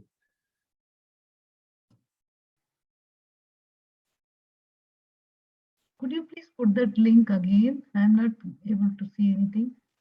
Yeah, I'm we not don't see getting it. It might be I'm a not getting private to. message. Yeah. Oh, someone had sent me a direct message and I didn't change to everyone. And so I did Okay. not. So I have now dropped a link in the chat for everybody so that you can access the NMIS section 1.0. And just to reiterate, I think there's the introduction, and topic 1 is the standards, and that is on pages 1, 2, and 3. And so I want to give you a few minutes to read through the standards. And when once you've completed the read, there's a guiding question in your guided notes. How does the process outlined here help ensure that my students are engaged in grade appropriate assignments? And I want you to answer that question. So I'm going to give you all 10 minutes to do the read and answer the question. And now I'm going to post that question in the chat for you to reference.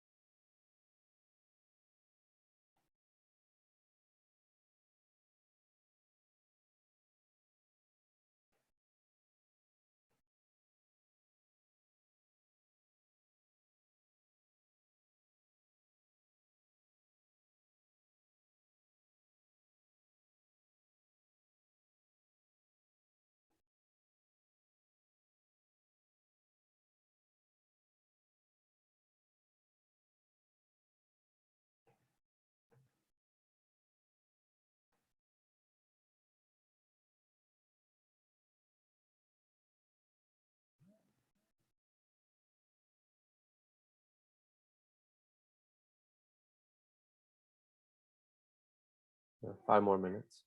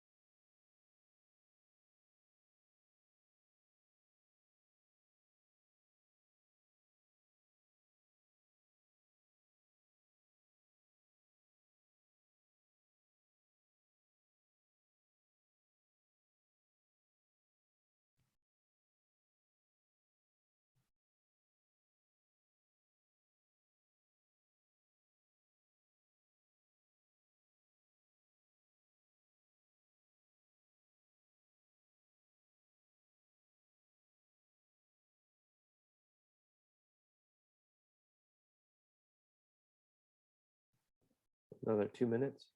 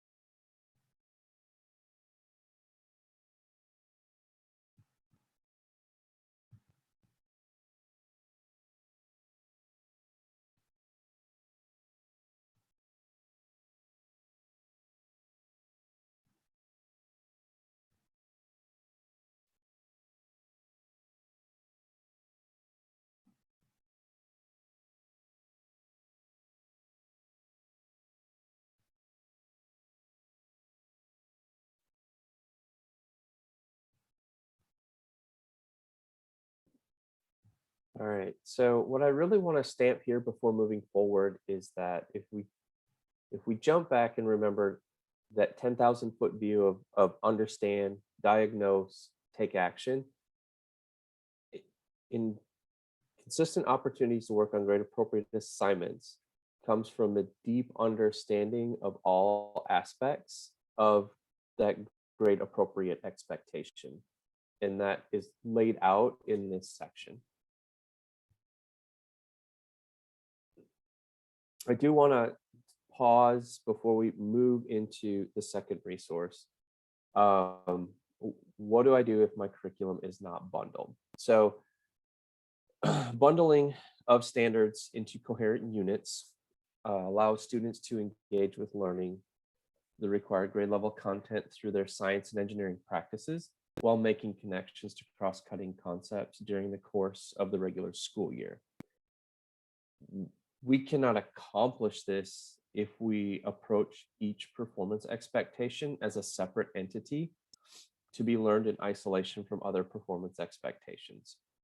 Bundling, as shown here in this slide, is collaborative, complex, and an iterative process, and it should be led honestly at the district level. If your curriculum is not bundled and you don't have access to district level resources that can assist in this process, I do want to just let you or make you aware that there are bundling resources that have been generated by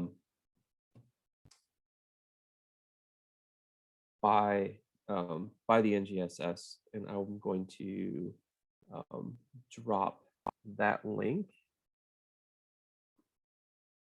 in the chat.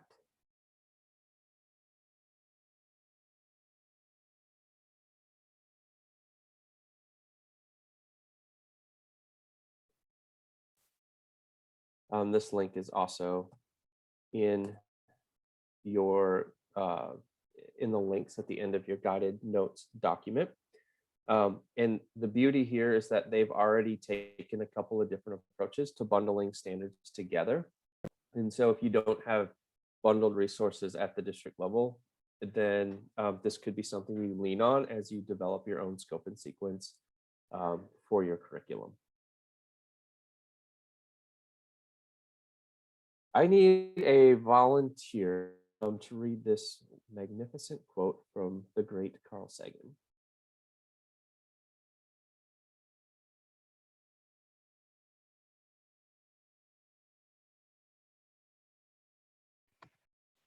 Science is a way of thinking much more than it is a body of knowledge.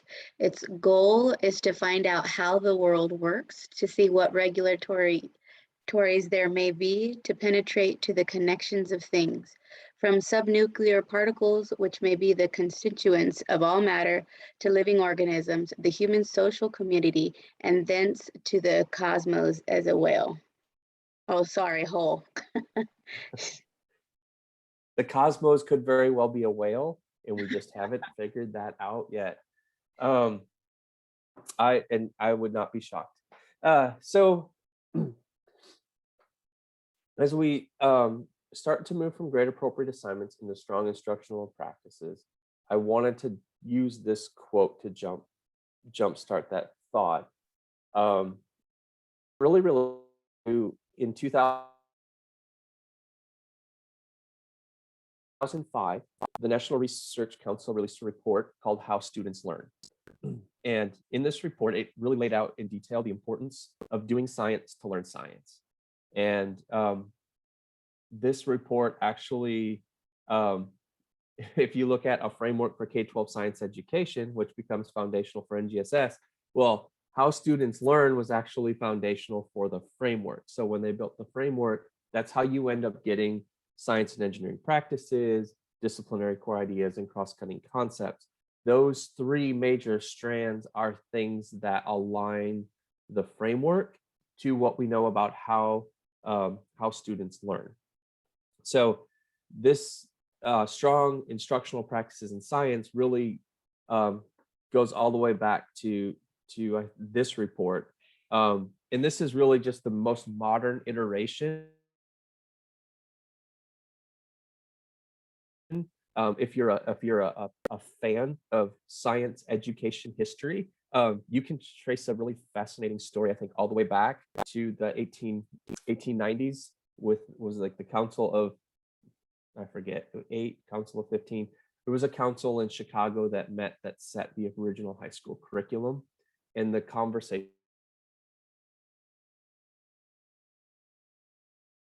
and moves up into constructionism, constructivism, objectivism, etc. But so, am I going in and out? I just got to notice that I'm unstable. Yeah, a little bit. Okay. My bandwidth is usually more reliable than this. Okay. So strong instructional practices in science is really, it's summed up, I think, here in this quote.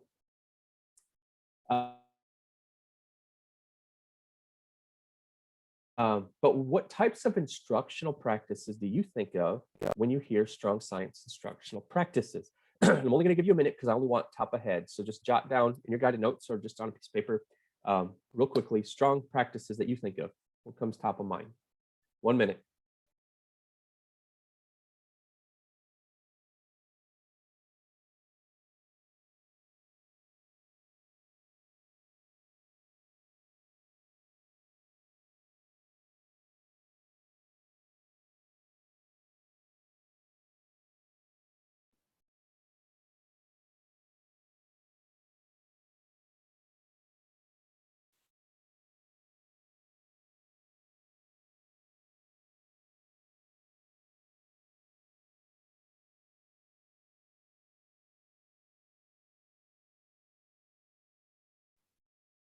Go ahead and start populating the chat with those strong instructional practices.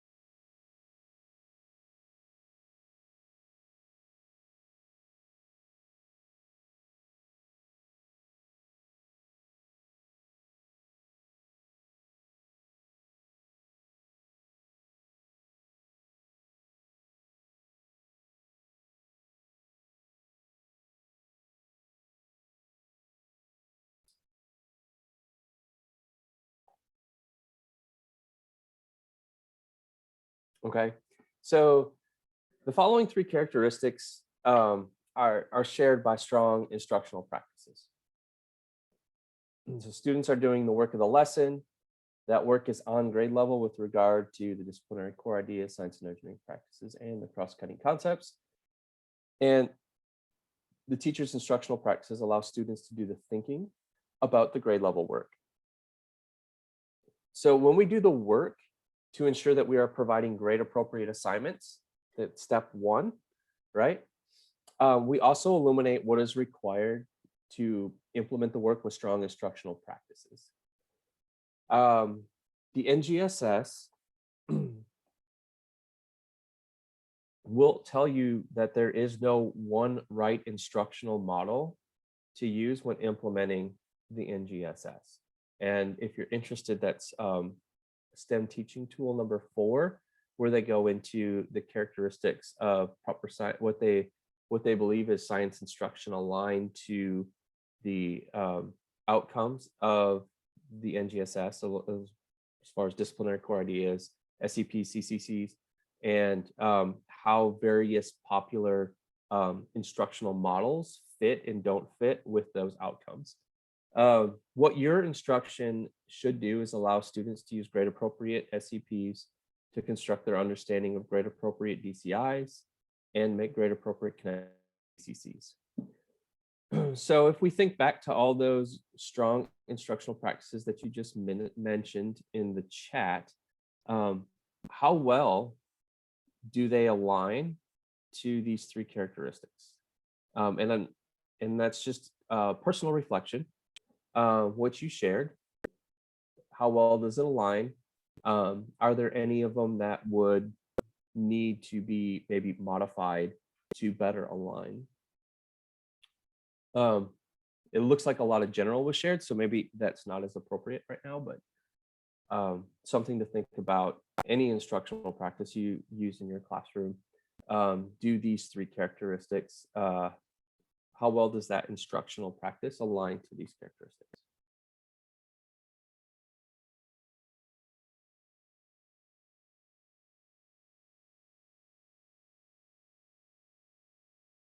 And I am actually wanted to drop that tool that I mentioned for you in the chat.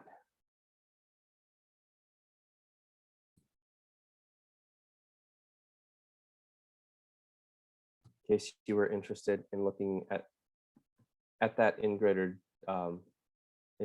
detail for yourself.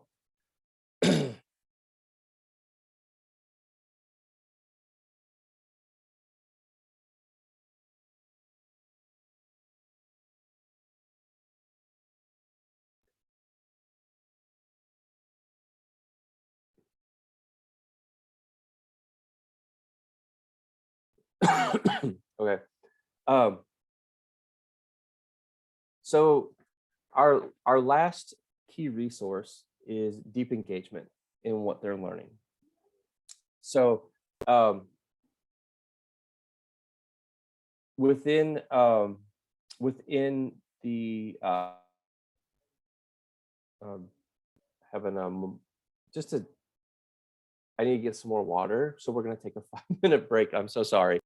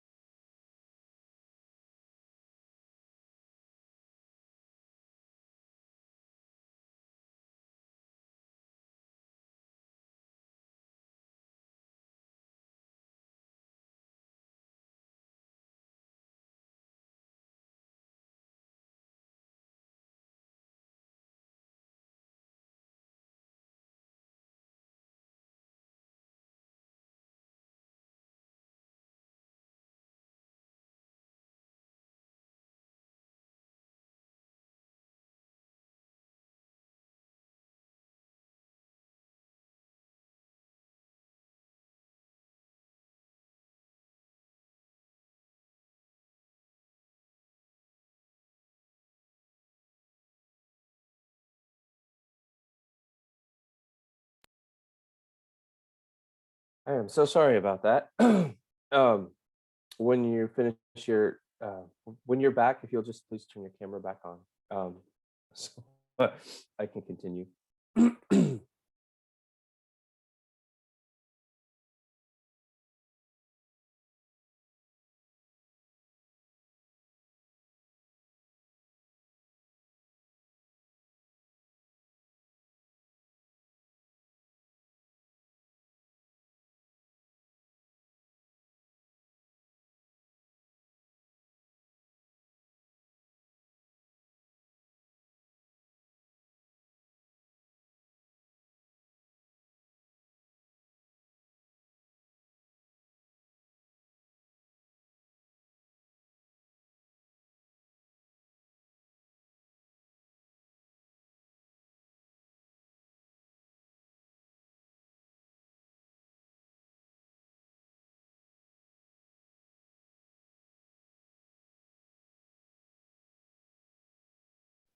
All right.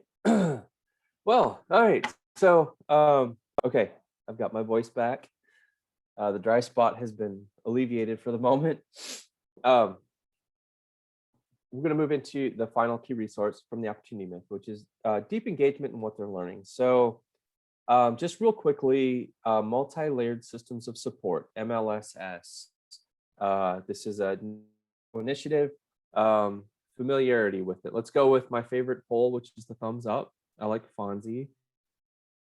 And we understand this. How familiar are you with the MLSS?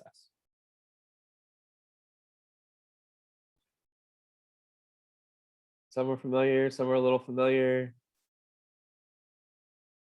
some are not familiar.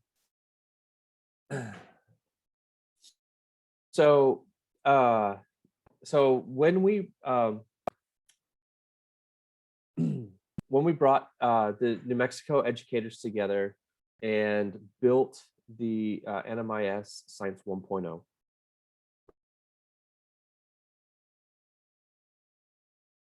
a piece of this was grounded in this multi-layer system supports. And so if you're wondering what that is, it's right here on your screen, is sort of their summary statement of what it is.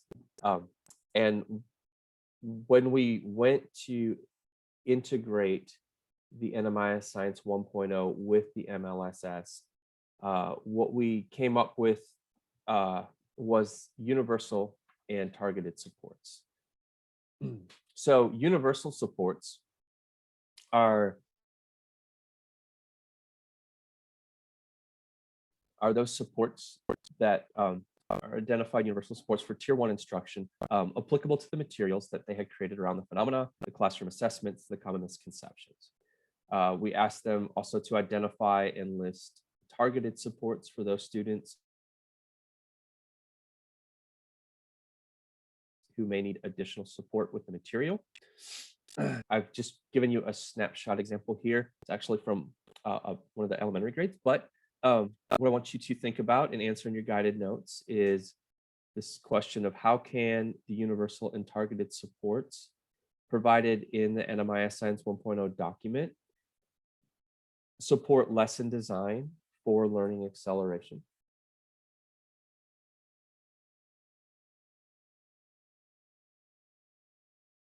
I'm going to put that question in the chat for those to.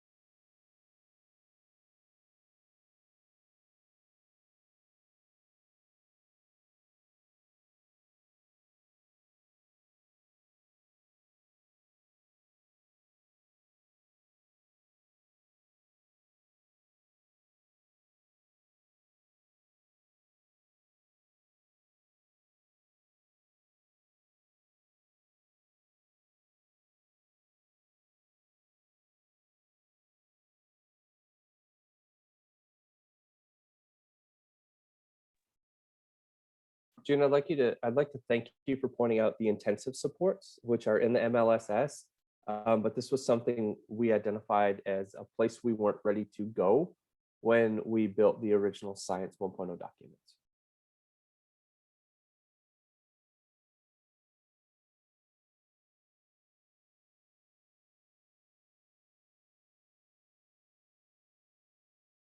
Would anybody like to share their ideas around how these universal and targeted supports can be integrated into what you're doing to support the acceleration of learning for students? I think it's a great foundation or like option for teachers to have. Like looking at this, I'm like, oh, that's a great idea that I can take and use in my classroom rather than trying to come up with something myself. And the targeted supports have options for if students are struggling more, where I kind of struggle, where I'm like, I don't know how else to do something. And it might be something that I can go, oh, great, I have an idea for you guys. So Yeah, I love that, because my first instinct has always been like, you didn't get it, so I'm going to talk slower and louder, like, because I don't know any other way to go about saying this, right? But yeah, so the targeted support's giving you ideas for other of the learning that they didn't get the first time. I think that's great. Anyone else? I kind of like differentiate the two based on the implementation, the way you attack the lesson. So to me, universal support is what is it that your general class, all the students are supposed to be learning, foundational learning. It's the basic requirement. Whereas how are you going to implement? They're specifically targeting students based on their educational profile. So we have to consider this, and targeted support, we have to consider who are our students based on their, maybe students with IEP, maybe students with linguistic challenges, or some students which somehow we can incorporate CLR in targeted supports. So when preparing lessons or resources for targeted supports, you're catering all different needs and all of these factors that each individual student or a small group. So that's the way I kind of like attack a unit or a lesson based on either universal or targeted support. Yeah, that's a great organization. I like to just tie this back to when we think about learning acceleration as being understand, diagnose, and then plan. After I've diagnosed, if I have a small group of students that need some additional support because of what they demonstrated basically in the formative diagnostic before really getting into the unit, right? Then I can really move more towards the targeted supports based on that small population, versus if like 80% of the students in my class really don't have the foundational knowledge or skills necessary for this upcoming, then I might think more about a support approach to scaffold what I had already had planned. One more thing, Michael, I want to add on this. The targeted support sometimes, well, we have diverse group of students. Now, in my case, based on my experience, I was in a school district. I was teaching a very highly diverse group of students. So I have a student with VI. So I have students with some physical challenges. So that, to me, that's when you are going to ask for support, like deep support from other stakeholders. Like I have to coordinate with the PED. I have to coordinate with the district liaison for the special education for VI. So there's kind of like collaboration between you as a teacher in the classroom, your admin, then your auxiliary services, the social worker, so there's a collaboration, or the VI instructor. So you give the lessons and we kind of like sit together and discuss like how we're going to discuss this to cater those students with VI or visual impairment, So this is an opportunity, targeted support opportunity to collaborate and ask for more support outside your classroom. Yeah, absolutely. Absolutely. And what we did with the NMIS Science 1.0 is we asked the teachers to identify some universal and targeted supports that were applicable to each of the performance expectations. So when you dive into those documents, every performance expectation has some universal and targeted supports that have been identified. Another aspect of deep engagement is culturally and linguistically responsive instruction. So in order to ensure our students view themselves as confident and competent learners and doers of science, we must intentionally plan ways to counteract the negative or missing images and representations that exist in our curricular resources.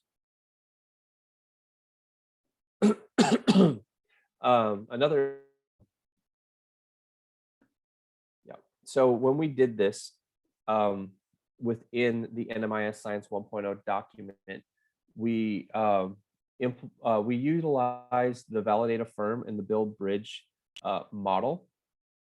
And so validate and affirm, as you can see here, how you can design your classroom to intentionally and purposefully legitimize the home cultures and languages of students and reverse the negative stereotypes regarding the science abilities of students of marginalized cultures and languages.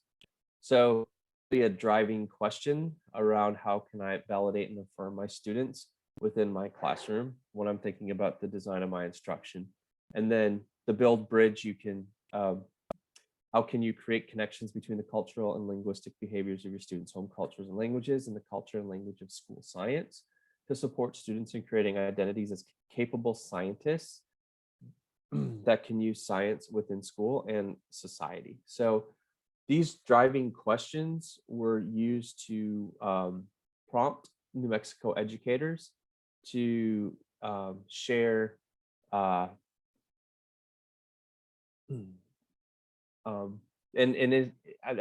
not really, a lot of times they were questions, but other times they were descriptions. I think I don't want to say descriptions more than anything else, related to the performance expectations. So when you look at this section within the NMIS, you see these examples as well. So similarly to the universal and targeted supports, how can the culturally and linguistically responsive instruction section of the NMIS support your design plan, really the planning portion and the implementation of instruction in your classroom?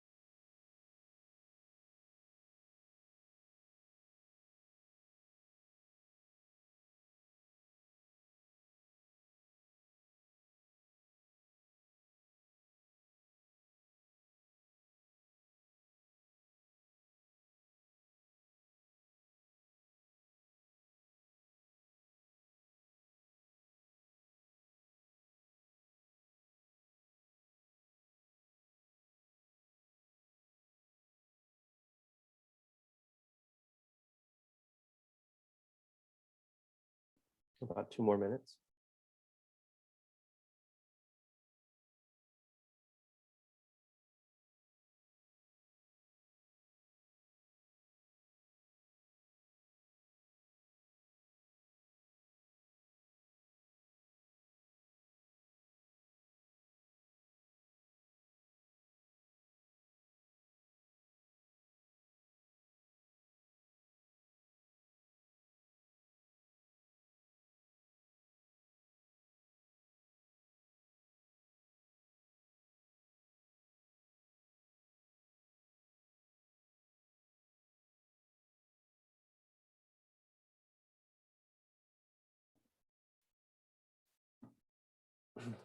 So how can this section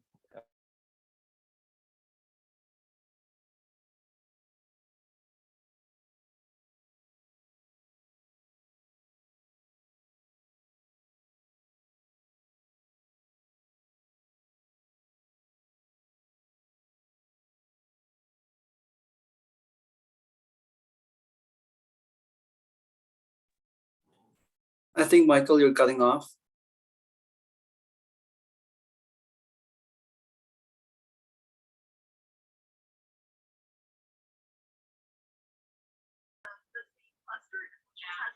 Okay, so I'm glad it's not just me because my internet's terrible, but I feel a little bit better. I just froze in time. I'm defying aging in real time, right? I froze in time. Okay, so how can you use this section within the NMIS to support engagement of your students in planning your instruction?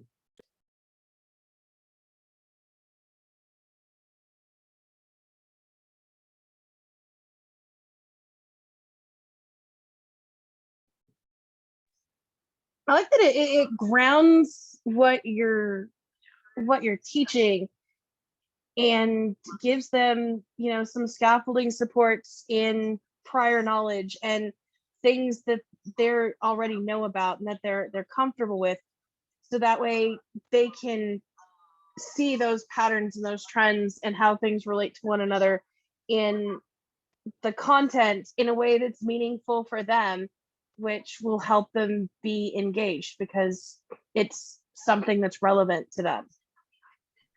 Yeah, I love that. When we look at how students learn, um, and that's where I think they are. I mean, it's where it's articulated that in order to construct their new learning, it has to be built conceptually out of what they already understand.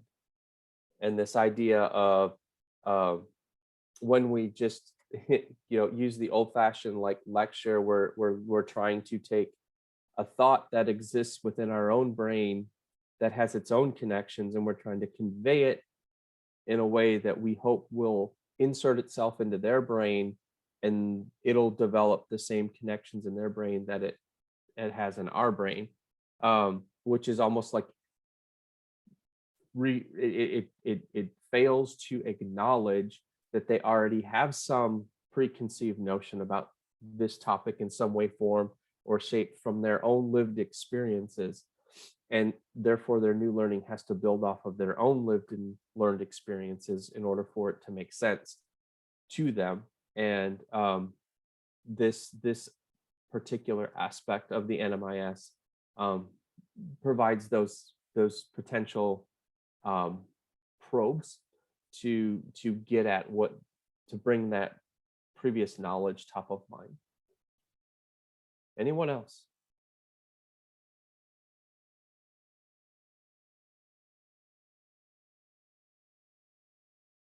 I mean, I said just about the same thing, where it gives a foundation for connecting with students because you have an idea of questions that would relate to the topic as well.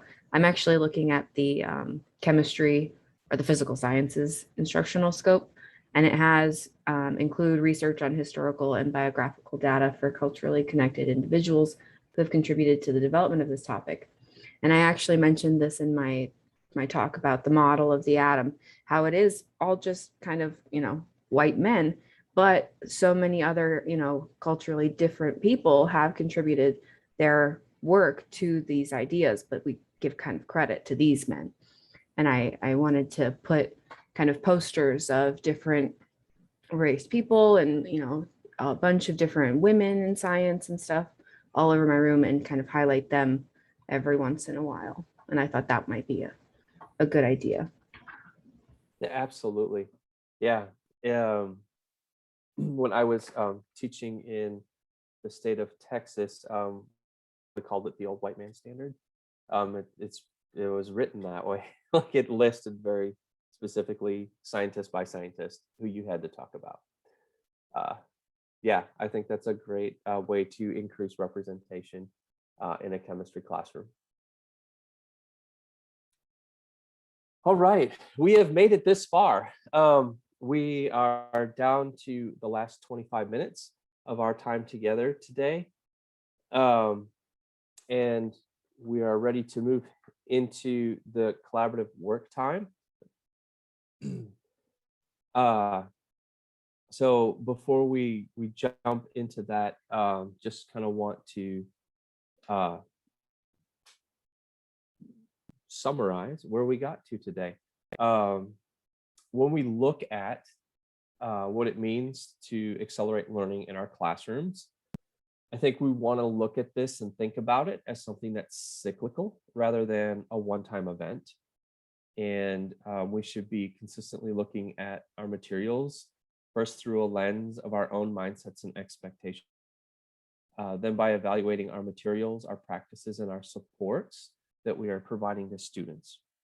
We want to be reflective, and we want to know that year over year that we will get more efficient at work, and that this accelerating learning is not a one and done kind of event, but it's rather this cyclical cycle that we want to flow in as educators. So I think this is a great summary graphic. A fan of data literacy. And then, of course, how am I assessing my students on a continuous basis to monitor their progress effectively in all of these phases? So independently, you hopefully have access to an upcoming unit that we had asked that you bring, or at least have access to for this virtual learning. And we want to kind of walk through the process of ensuring grade appropriateness using the process outlined in section 1 of the NMIS, really determine which SCPs will be emphasized in the unit, describe how you'll measure student progress on those SCPs throughout the unit, and how you can leverage the NMS Science 1.0 document to determine how universal or targeted supports and culturally and linguistically responsive instruction can be integrated, or how they have already been integrated. And I know that's a lot of things to do in this amount of time. So I'm going to call kind of the audible a little bit here and ask that we take 15 minutes to take that unit and take the processes that we've talked about today and just kind of start to walk through that a little bit. And while you have me here, if there are things in these processes that we've gone through today that don't make sense to you when you look at your actual what you have to teach next to these processes, now I'm here to be a resource that you can lean on for the next like 20 minutes. So I want to give you that opportunity, but I don't know that you will necessarily know what questions you have unless you have a few moments to kind of put these two things side by side. Does that make sense? The ask there. I just want to make sure you have an opportunity to apply some of this while I'm still here to be a resource, so that you're not trying to do this on your own without having somebody to bounce with. I froze again. There I come back. Okay.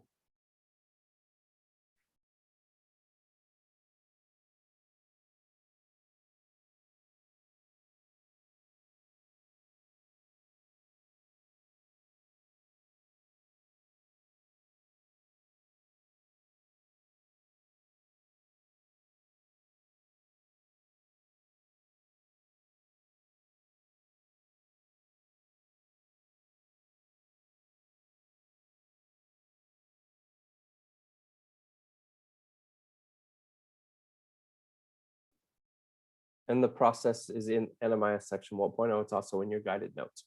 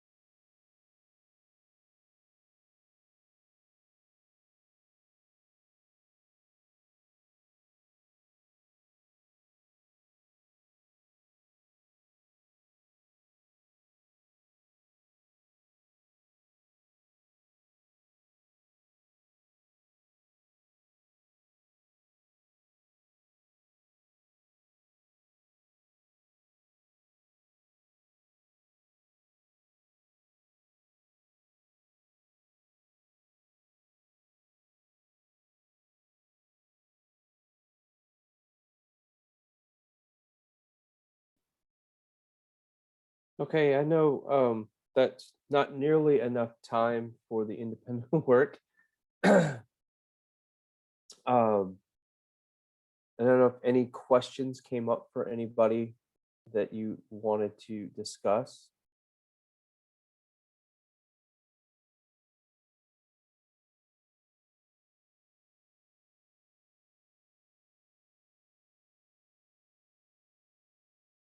I'm probably just gonna give like a short comment on the VAB, the validate and affirm, and then the build and bridge. So with the way we create that assessment for our supporters students is that we kind of like go back to the misconceptions a lot of students are facing of a particular topic. So we kind of like focus on those misconceptions, and then part of your preparations as a teacher would be how are you going to address those misconceptions and tie that up culturally and linguistically. So there are units that are cultural sensitive. Like for example, if you're discussing, let's say, about families, like pedigree, for example. So if you are culturally sensitive enough, like some students don't have family. This is just a concrete example. Like the way they perceive family is different from from student to student, because of a student might have just a father to father, mother, or maybe they don't have parents at all. So we just have to be careful with the resources, the instruction, the materials that we're giving to our students as we work on, let's say,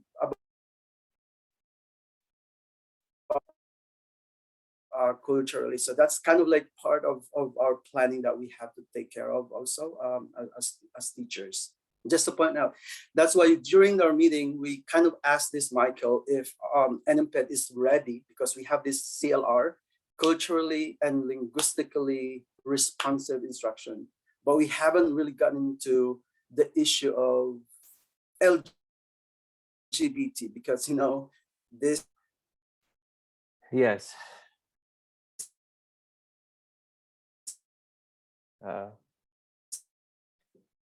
is June, I think you're trying to talk about something New Mexico doesn't want to talk about yet.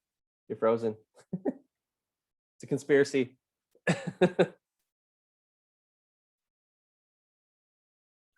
It's the aliens. It's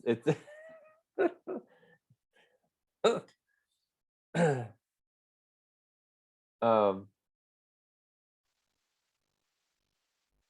you can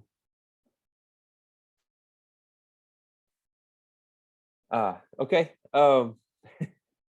I think that is I think in thinking about this whole process as being cyclical, things like June is I think bringing up here in this point, he was kind of going in and out, but like looking beyond kind of the what or trying to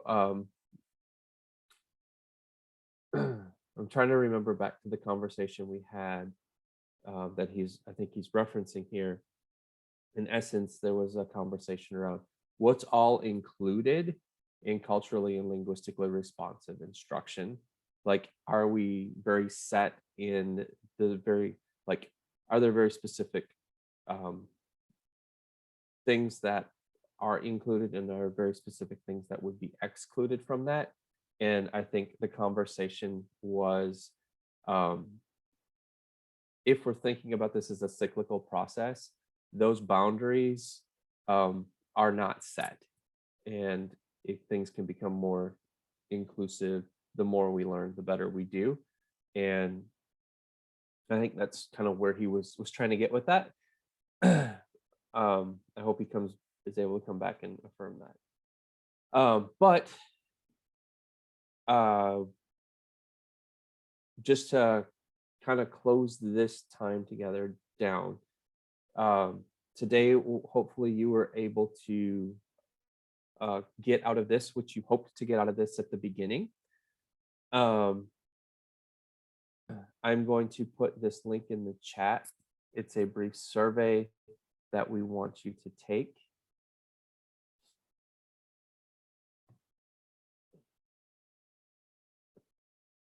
And if that link doesn't work, let me know.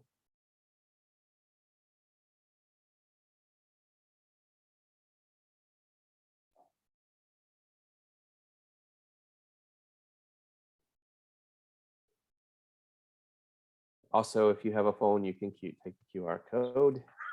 And what's the official name of this session again? It's Uh, 3A, isn't it? The September 11th deeper dive. Yes, September. I don't know what names they put in the link. Actually. Title options. Hopefully they give you a list for secondary science. Or maybe they just gave it for everybody across all of the different subjects are taking the same survey. I was not involved in that part. For question number 4, it's session 3A, September 11th, just so you know, Stacy.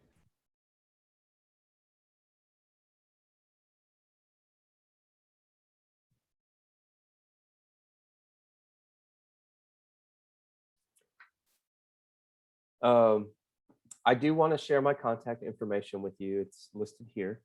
And if you have any questions about the process that's laid out in the independent work time that we had to cut short today, please email me. I'll be happy to respond back and help as I can. There are also a number of other great ways to connect with TNTP as an organization. They're also in my email address. And then lastly, this is how you will sign out for today. So once you've taken that survey, there's another QR code here. And I'm going to drop that link in the chat.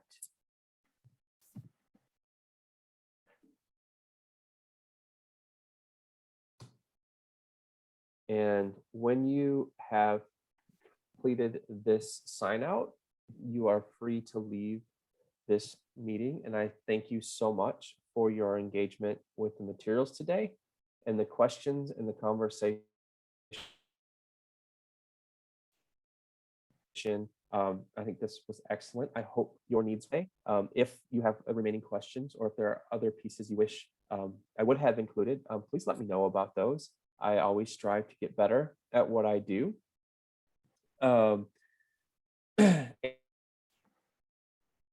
Sincerely hope that within the next 365 days, the vacation that you mentioned at the beginning in our fortune cookie waterfall is something that you get to experience. So thank you so much for your time today and enjoy the rest of your Saturday and weekend.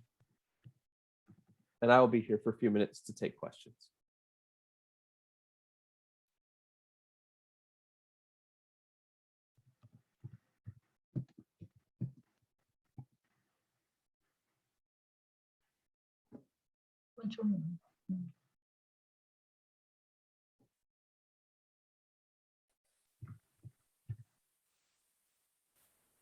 Bye, everyone.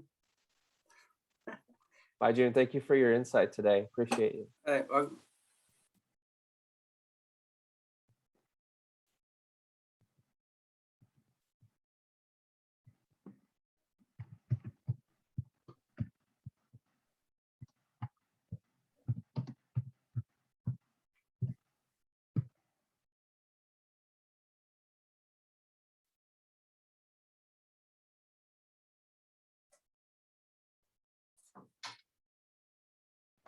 Thank you.